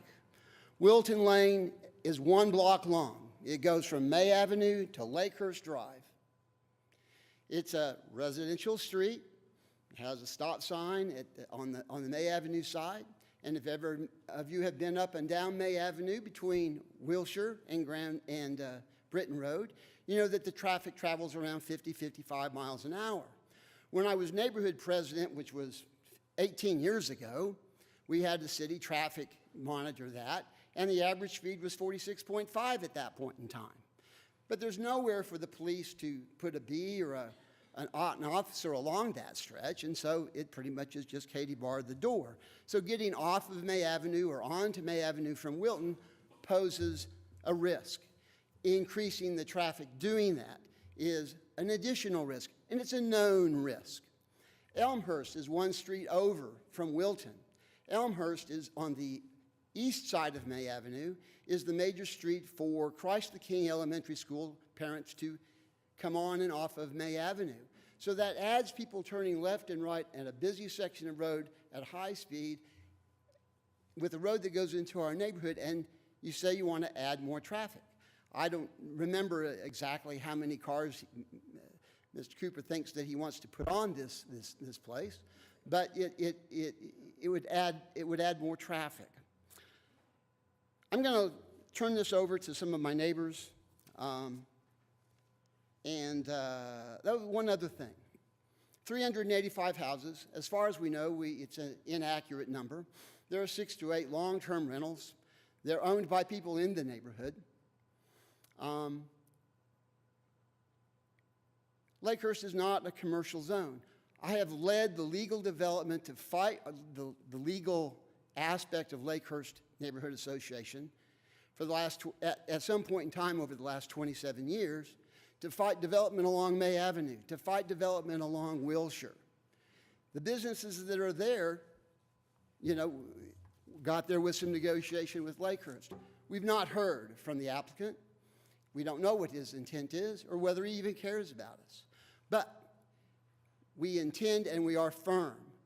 We wish that you would deny this application. It is not a fit and proper place, and I will now defer to Carolyn Strucker, the block captain for Wilton Lane. Yes, sir. Before you start calling people up, let me call them up. Okay, I'm sorry. I got a pile. I apologize. That's all right. It's been a long day, so. I know, I just don't want to miss folks who signed up. This looks like Gigi Faulkner. Did I pronounce first name right?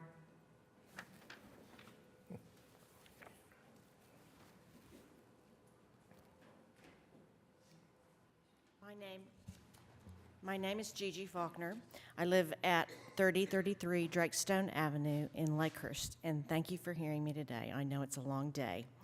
I am not speaking from speculation. I'm speaking from experience.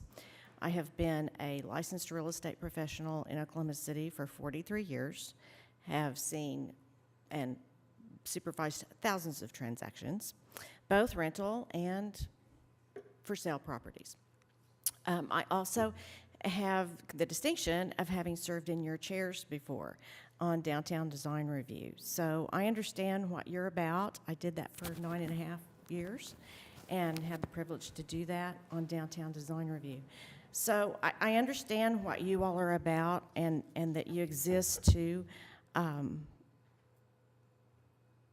hold to the compliance of your ordinances and of the use of property, and also to protect citizens and property owners to ensure their quiet enjoyment of their property and the use of their property, the value of their property, as it was contemplated when they first purchased it. For me, it was 33 years ago.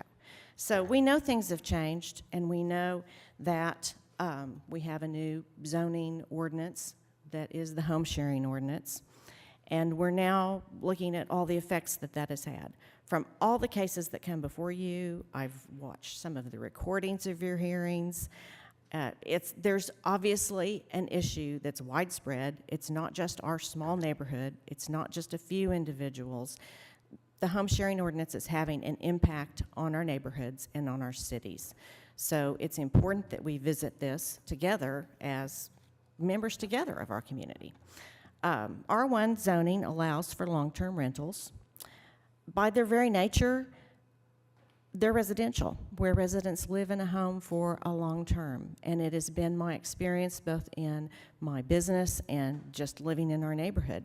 In the real world, that the significant majority of home renters, long-term renters, want to be part of the neighborhood. That's why they've moved into a neighborhood in the first place. And these homes do not really interfere with the quiet enjoyment of the rest of the environment around them. Airbnbs are just different, and I think we must look at short-term housing where the owner is not present, which of course is the nature of this investment in real estate, and that we're seeing hundreds of houses being purchased for this purpose. It changes the use to a commercial use. I do not know how you would avoid seeing it in that way when they are turned over in as much as 1 night, 2 nights a week, or anything under 30 days. That is a very short term. I have many stories that have been told to me all over the city and in our neighborhood of they're just turned into party houses. And in fact, some places, I'm not saying this about this application at all, the host provides the entertainment and the wherewithal to have a party in the neighborhood. And I know you all have heard those cases. It's just really not allowed in the R1 ordinance. And this kind of commercial use or trade is certainly not allowed in the Lakehurst covenants and restrictions that are on file of record with the city of Oklahoma City. So I know, being on your side of this, that you have to apply your discretion.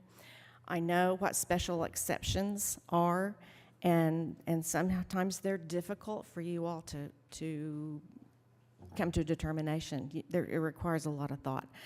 I think in closing, I would urge you to really understand and practice the nature of a special exception, because they are and should be used especially for particular circumstances and not a wholesale way to ameliorate or change the ordinance on a regular basis. So that's appreciated. I know you all have a difficult job to do, and it is appreciated that you're serving our city, so thank you. Questions from the board? I do want to acknowledge Ms. Gigi for saying what you just said, that it is a special exception that we are considering because it's not a permanent nor long-term at any time. So I appreciate you bringing that out, and I hope and pray that everybody understand exactly what that is.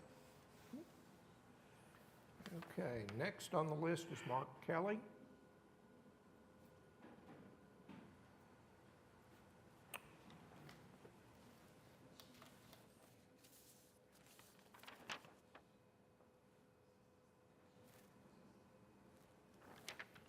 Thank you for the opportunity to talk, to voice our concerns.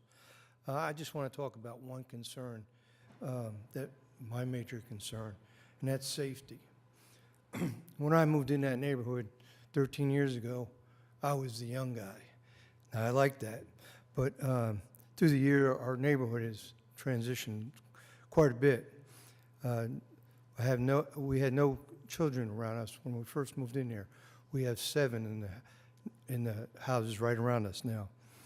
So we've had a problem through the years when there's some type of disruption on May Avenue, and the city has to detour or whatever. You can see that the cars come through the neighborhood or people cutting through the neighborhood.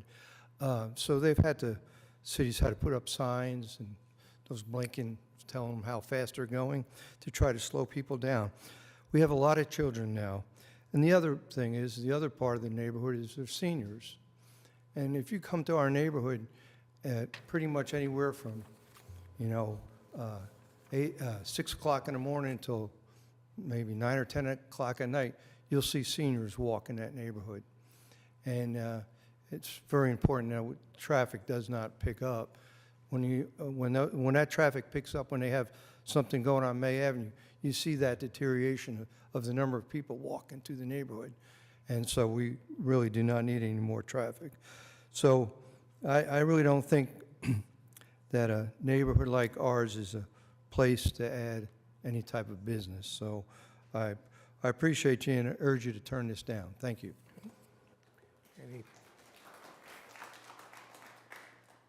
Anything from the board? Okay, next is Gayla. Gayla Kelly.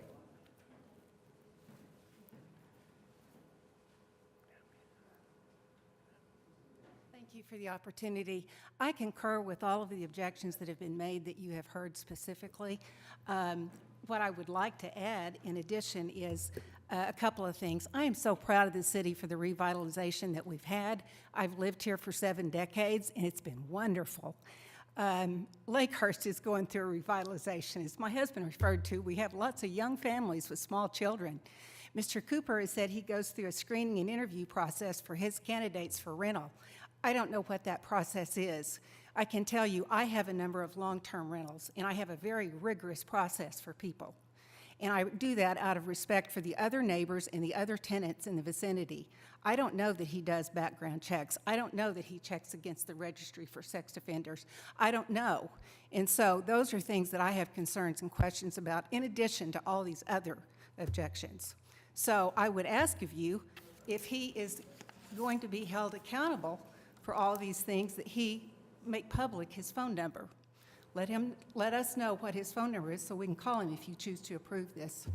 That's all I have, and I do urge you to deny it. But by all means, if you do approve it, please take us into consideration for the year that we'll have to go through. Thank you. Questions from the board? And then I hope I pronounced this right. Margene and Charles Tao.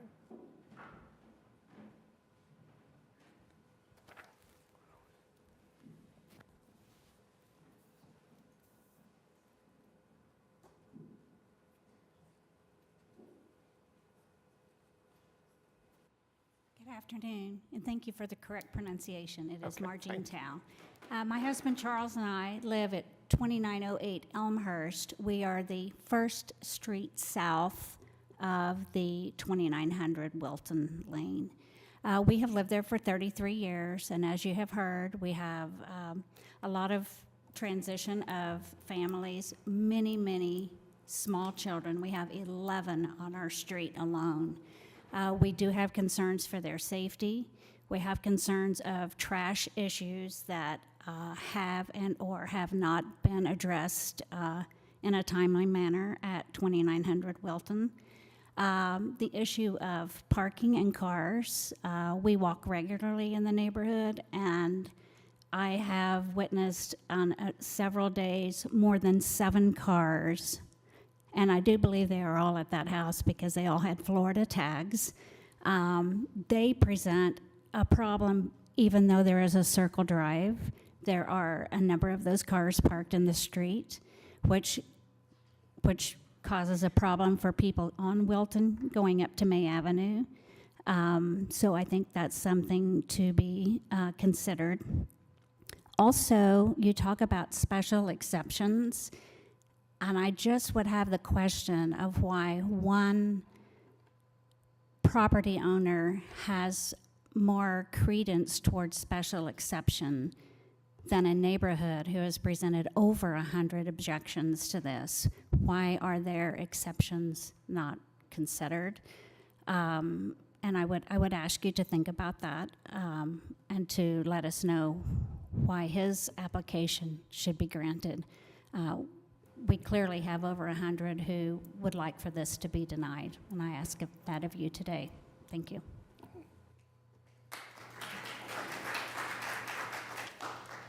Hi, I'm Charles Tao, 2908 Elmhurst. The house is known in the neighborhood as the party house. A lot of parties go on there, and I realize we need more documentation than that. Also, to me, a concern is the trash. There's trash cans. It's not blowing around or anything, but they got bags of it sitting in front of the front room windows and things like that outside the house. We've been in Lakehurst for 33 years. We've seen it gradually on an upward curve from the time we've been there.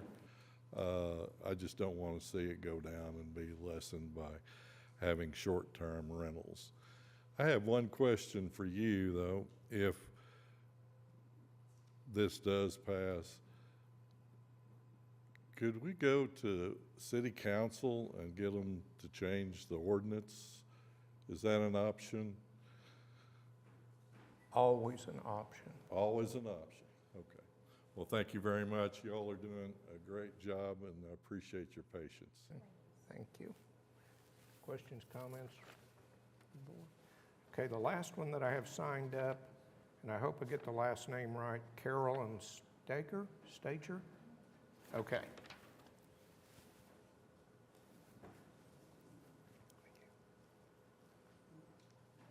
Thank you very much. I think I may have dried out. I actually was at a function earlier at noon, and they didn't have valet parking, which I was hoping for, so I came in with like pants that were like soaking wet in this rain. So anyway, I know it's been a long afternoon for all of you, and I thank you so much for allowing us to be here to present our issues. I'm not going to, I kind of wrote up a lot of things that I would like to say, but I think a lot of those have already been addressed here today. I have lived at 3025 Wilton Lane for 22 years. It was actually the home I purchased after mine was destroyed in the May 3rd, 99 tornado. And Lakehurst was always the area that I loved and had hoped someday that I would be blessed enough to be able to live there. The homes are well maintained, the streets are well maintained, the landscape as you enter this neighborhood is just phenomenal, and I think very unique to the city of Oklahoma City. We do have an HOA, but it's non-mandatory. And when you drive down May Avenue and enter any of those 11 entrances that come into the neighborhood, all of the fences are painted the same color. The landscape is fabulous and beautiful. And I think the most interesting thing is because this neighborhood is not young. I mean, it's a 50 to 70-year-old neighborhood, probably in the range of 60-year-old homes. And the fact that it is landlocked. So usually if you come into the neighborhood, you're not coming in, you're either coming into your own home or you're coming in to visit a family or a friend. 2900 is the first house that you see on the south side of the road. And I think when we were here a month ago and this was continued, I intentionally drove by and snapped pictures because the trash cans were still visible, the yard was not mowed, and I just do not think that this home is being maintained at the same level that all of the other homes and what all the citizens here that live in that neighborhood expect. One of the other things is the signed petitions. I know we have over 110 that have been presented to you all, but we had a very short window to even do that. I serve as my block captain and have for the last 4 years, also serve on the welcoming committee for Lakehurst. And if we would have had a larger window, I'm guessing that we could probably have gotten over 300 and probably the maximum number of people that live in the neighborhood. What I've seen here today is an exception that's being granted for just a year. And having worked at the legislature for many years, what they used to say is just this is the nose under the tent, the camel's nose under the tent. And Sunday, what the Memorial Run has chosen to do the last few years is actually to have their route going through our neighborhood. And when you talk about the children and the family-friendly addition in neighborhood that we have, it was never more evident than it was on Sunday. There were talking about bounce houses. These were out there for these children, these families. There's people playing musical instruments and supporting the thousands of people that were running to remember the people of April 19th. I would just ask and conclude by saying, I am blessed to be living in this neighborhood. I wrote something else down here. And I know that there is a need for more affordable housing in Oklahoma City. I know there's a big push for that. But this Airbnb is not the answer to that. When you're looking at someone that's advertising to sleep 10 to 14 people a night at $495 a night, I think you're just going to have a rotating kind of people be coming in and out. So I just think also that the camel's nose under the tent just creates an opportunity for other people within this next year, if you were to allow this for one extra year and just see how it goes, because it's already been going on for quite some time, and that's where all these grievances have arisen from, because of people's experience in the neighborhood that they have had. I just think then that may allow other people to maybe think, well, they have an opportunity to come in and do one, which will just adversely impact this fabulous neighborhood. So I would just respectfully ask that you deny the special variance application in total. And thank you so much for your time. I know it's been a long day. It's been a long day for all of us, so thank you very much. Okay, anything from the board? Okay, that's all I have signed up to speak. I want to go ahead. Yeah, go ahead. My name is Jeannie Blair. I live on Would you pull the Milton mic Lane. down just Down? so we can hear you Better? better? Is that okay? No, up. Down more? Up. Up. Do I need to be taller? Nope, perfect. Thank you. I'm Jeannie Blair. I live on Wilton Lane, so I'm obviously extremely familiar with this property. And sir, may I take exception to you? I don't know your name. It's not Mr. Cooper, but the one sitting next to him that said our problems were speculative. That is false. The trash problem was not speculative, and you can check with Action Line. We had to call them several times about that. So there is a record. The yard was not mowed. That was not speculative. I don't like you saying that when it's not true. And by the way, Mr. Cooper, you haven't paid your dues this year, which are very minimal. Would you address the board instead of the applicant, please? Sorry. We have, our blocks are 2 blocks long without a break. We have 14 children in grade school on our block. We love it. It is fun for old people to be in a neighborhood with a lot of children. But there is a safety factor. The last people who rented from Just Like Home we had 10 cars on the street and in the driveway. They were all young men, and they didn't always drive slowly. I understand that. They were young men. We know about that in the neighborhood. We know that with 14 young children, most of whom are boys, lots of balls are bouncing back and forth across the street. So we're concerned about that.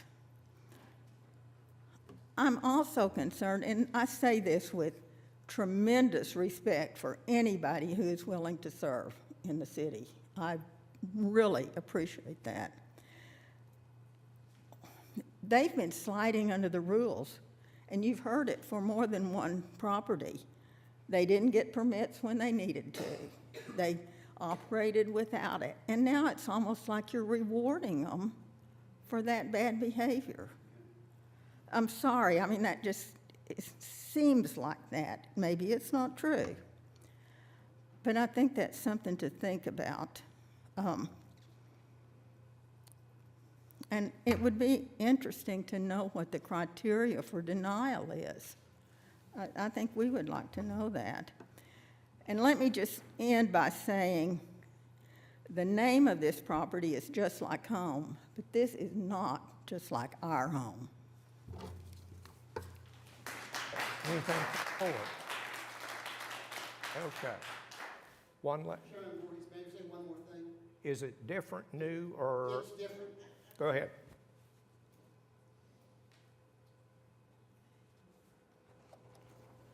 Approval has consequences. Before you have an affidavit by Susan Mormon, who lives at 2901 or 2908 Wilton Lane. And in that affidavit, she discusses previous encounters with this property. And she says, I object to that. Now, I had a conversation with her separately, and I said, are you afraid of, because she's a person of advanced age, single woman living in the house? She says, no, I'm not afraid, but I am anxious. I am anxious. Miss Jane Legree lives next door to this property. Miss Legree can't be here and couldn't sign her affidavit because she's having extreme health problems at the moment. And my conversation with her was, what about this property? Well, I've met some nice people over there, but there's been this trash, and they've parked on the grass, and they parked in front of the stop sign, and I can't get out of my driveway. And I think they've used it. I have a list here of seven times they've used it. And I said, Ms. Legree, do you keep track of the number of times your neighbors use their house or have any gatherings? She said, no. Does not that quasi-define anxiety, where I'm having to pay attention to what's going on someplace because I'm a little bit anxious about it? Miss Kirshner, who lives behind the property, and actually might have sold the property to him, I don't remember, is the downtown notary person. She's in her mid-70s. She's been a little bit anxious about it. She's actually sold her house recently to a family with young children that wish to live in the neighborhood and adjacent to this property. I just think that the consequence of granting a special exception in this case has consequences, and they're not good for Lakehurst, and I don't really think they're good for Mr. Cooper, and they're certainly not good for the residents on Wilton Lane. Thank you. Anything from the board? Going to step up and address? Does the applicant want to say anything else? Absolutely. So a couple of the items that I will address. And first, again, let me reiterate that I understand all the concerns of the homeowners and the neighbors, and that is exactly why we have the restrictions and the rules that we have in place. Just to kind of give you a little bit of background and a history of this particular home, a couple folks said that that I was a mystery. I've been called, meaning the president of the homeowners association has called me. There's at least 3 or 4 neighbors that have my phone number and email address and have contacted me on more than one occasion. This particular home, all of our guests are anywhere between 6 weeks and 6 months. This home was purchased in 2020, and before, like when we first purchased the home, from my understanding, there was 3 HOA meetings beginning to build the protest to us even purchasing the home in the first place. So basically from the first day that we purchased it, it appeared to me and was shared with me that they were looking to identify reasons for us to not be there. Our first guest actually contacted us, is a homeowner in Lakehurst. They were at that meeting, and they actually contacted us first to let us know. First they contacted us to see if they could rent our home. They were having work done on their home to the street just north of Wilton Lane because they were having work done on it. They didn't disclose that they were part of the neighborhood. They didn't disclose where they lived. They simply went through saying that they were having work done on their home. We followed the process that we have written out to a T. And from my understanding, she reported back to the HOA how impressed she was, because we did not know her from a hole in the wall, how impressed she was of the guidelines and the interview process that we went through to enable her to rent our home for 6 weeks. Her home was not finished in time, so she asked for an extension. So she ended up being there for almost 3 months. After that, we had another, so basically similar guests following that same type of pattern, staying between 6 weeks and 6 months for the next 3 years. They have my contact information, and they were looking for reasons to contact and voice an issue and a challenge. And I get that, and I actually welcome that from the first conversation I had with them 2 days after we purchased the home. And so they've called twice in the entire 3-year period of time. One time, a young lady who lives in the neighborhood who has my phone number and name called me, and she let me know that there was a challenge because there was 8 workers that were staying there for an extended period of time. They were in town, I think from the union, working on a project in the city. And what was communicated to me was that some of the gentlemen, all between the ages of probably 25 and 35, would take walks through the neighborhood and talk on the telephone. And so that was, and they called me for that complaint, which I absolutely welcomed it.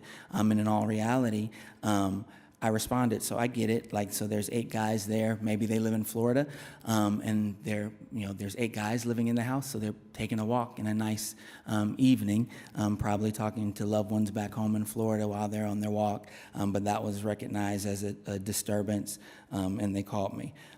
I did actually reach out, and I communicated both verbally and in writing to that particular guest. I said, no hanging out around the truck in the driveway shall take place before you go to work or when you come back. No walks through the neighborhood. Sorry, guys, Lake Hefner's a few miles away and has great walking trails, perfect for exercise. All of the house property rules apply not only to the dwelling, the front yard, the backyard, but also extend to and include the entire neighborhood. Things like absolutely no smoking, no ashes, no cigarette butts, no marijuana, honoring quiet hours, no gathering, no parties, et cetera, applies everywhere. One of the gentlemen in that group of 8 did get kicked out. They were asked to leave, and so we do have that authority and that ability. And in this particular case, when the 8 gentlemen, some of them were taking walks in the neighborhood, they got reprimanded for that. For whatever that's worth. And then the second in 3 years time when they reached out, again, received both a call and an email, which I've always welcomed that, was, the comment that was made about they didn't take out the trash, which is unacceptable, and that like that doesn't meet our criteria either. So all 120 were about that same one instance about the trash. 120 people just signed the same complaint about that same trash instance, which was taken care of. That was a group that was staying there, or they were trying to stay there for 5 months. We had additional conversation with them the day we got the email and the call that articulated the same thing. And after a week, they were their entire group was asked to leave because they didn't fix it in the week that we gave them to fix it. And so that's just ultimately address. And so there's multiple other stays between 6 weeks and 6 months during that time frame that I think we do a pretty good job, and we fight hard to do better every day at making sure that what we outline is followed. And that's why there was not a long list of complaints of people taking walks in the street or not taking out the trash, but both of those we fixed. And then just wanted to address the idea that no one has my contact information. Any questions, comments from the board? So you bought the home in 2020? Yes, sir. And since that time, it's operated somewhere between 6 and 6 months for the most part. Is that correct? 6 weeks and 6 months, yes. How many instances have you rented it out for less than 30 days?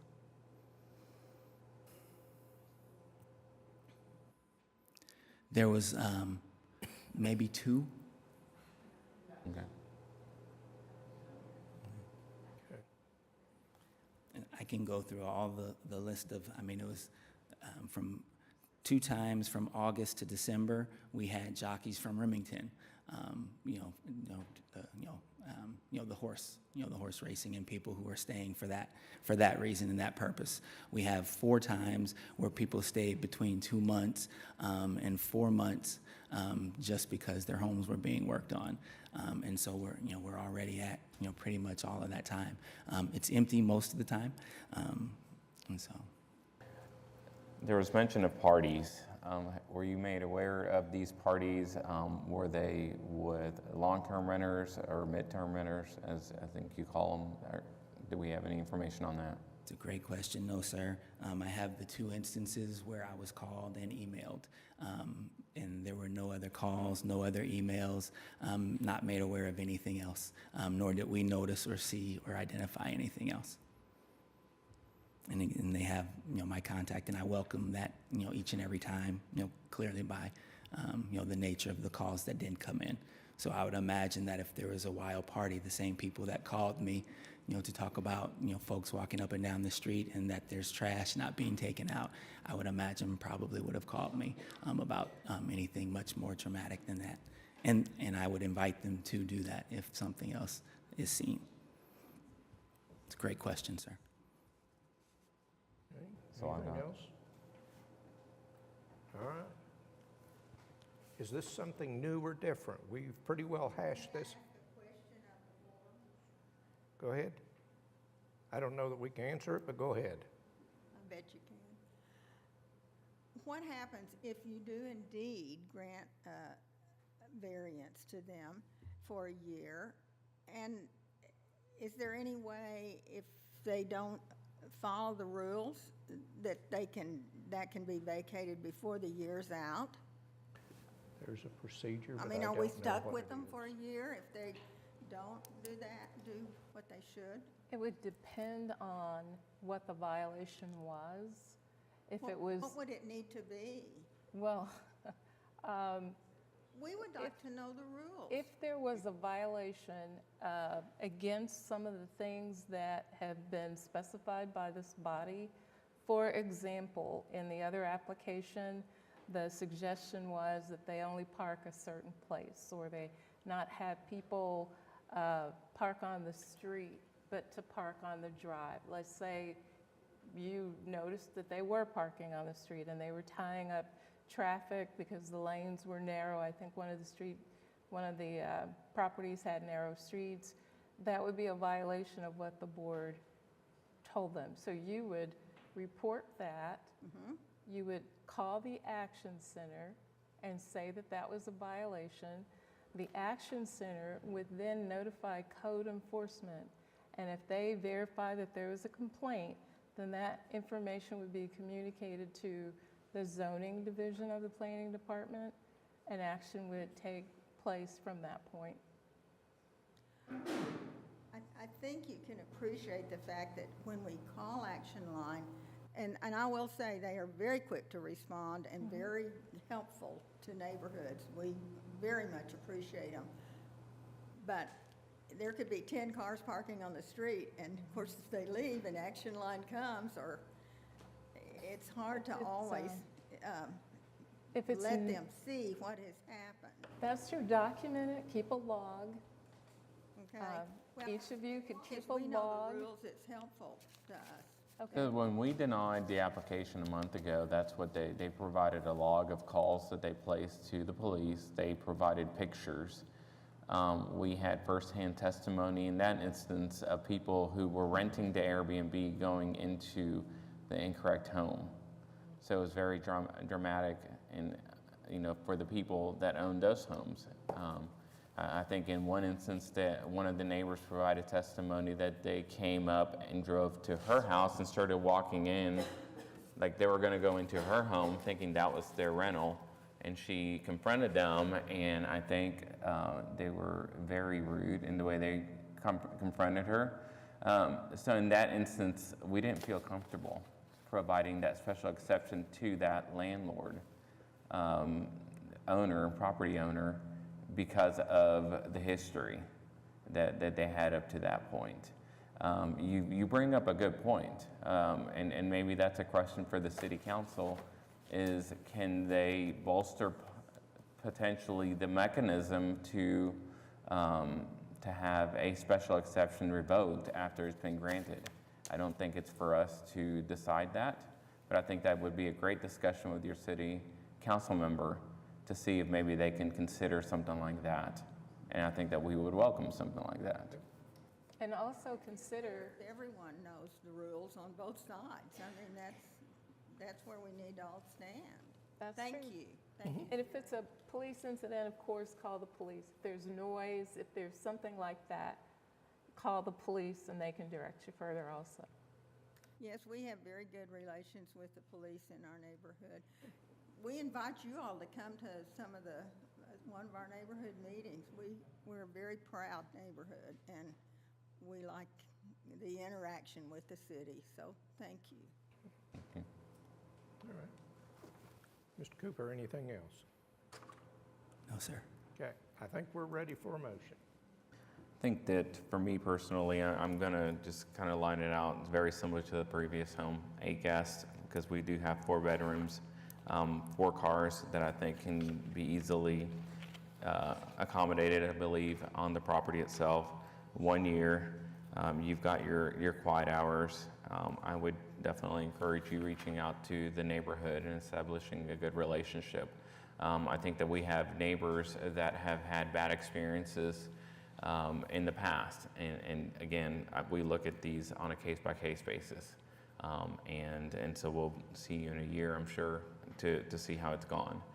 So I'm going to motion to approve case number 15337 for the purposes that it meets the statutory requirements for special exceptions, subject to the self-imposed rules, with the following modification. Maximum guests shall be 8, a term of 1 year, and 4 vehicles which will be located on the property itself and not on the street.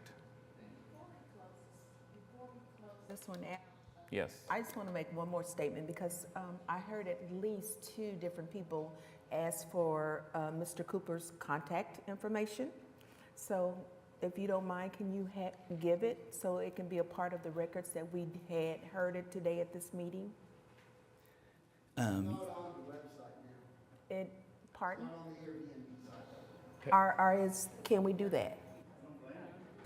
Because this is a public meeting and this is being broadcast, if Mr. Cooper would commit to meeting with the neighbors to give that information in writing to them, that would be a lot better than broadcasting it. And I appreciate having counsel here to guide and direct us in the proper procedure of doing things.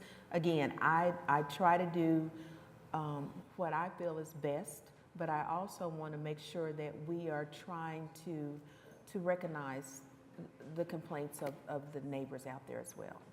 And keep it in line with our statutes that we follow.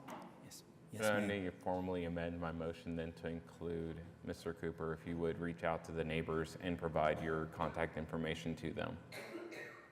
Oh, okay. So, okay. I mean, multiple of them have that already. Right. and-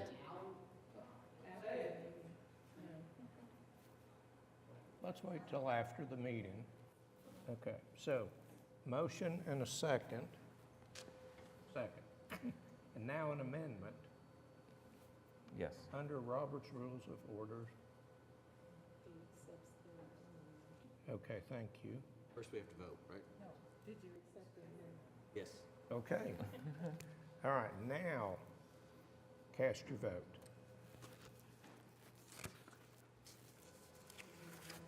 Okay, you're approved for a year. Thank you. Thank you, everybody who came. Item number 15, case number 15160 was continued till June 1. And item number 16, case number 15231 was withdrawn, so we're at the end of our agenda.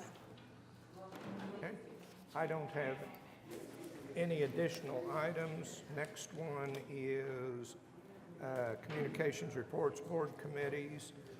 I would like to have a special meeting where, so that we don't take up time at the end of the meeting, and I've been guilty of this too, talking about some of the issues. Let's just set a special meeting, keep it short. Yep. When is the special meeting now?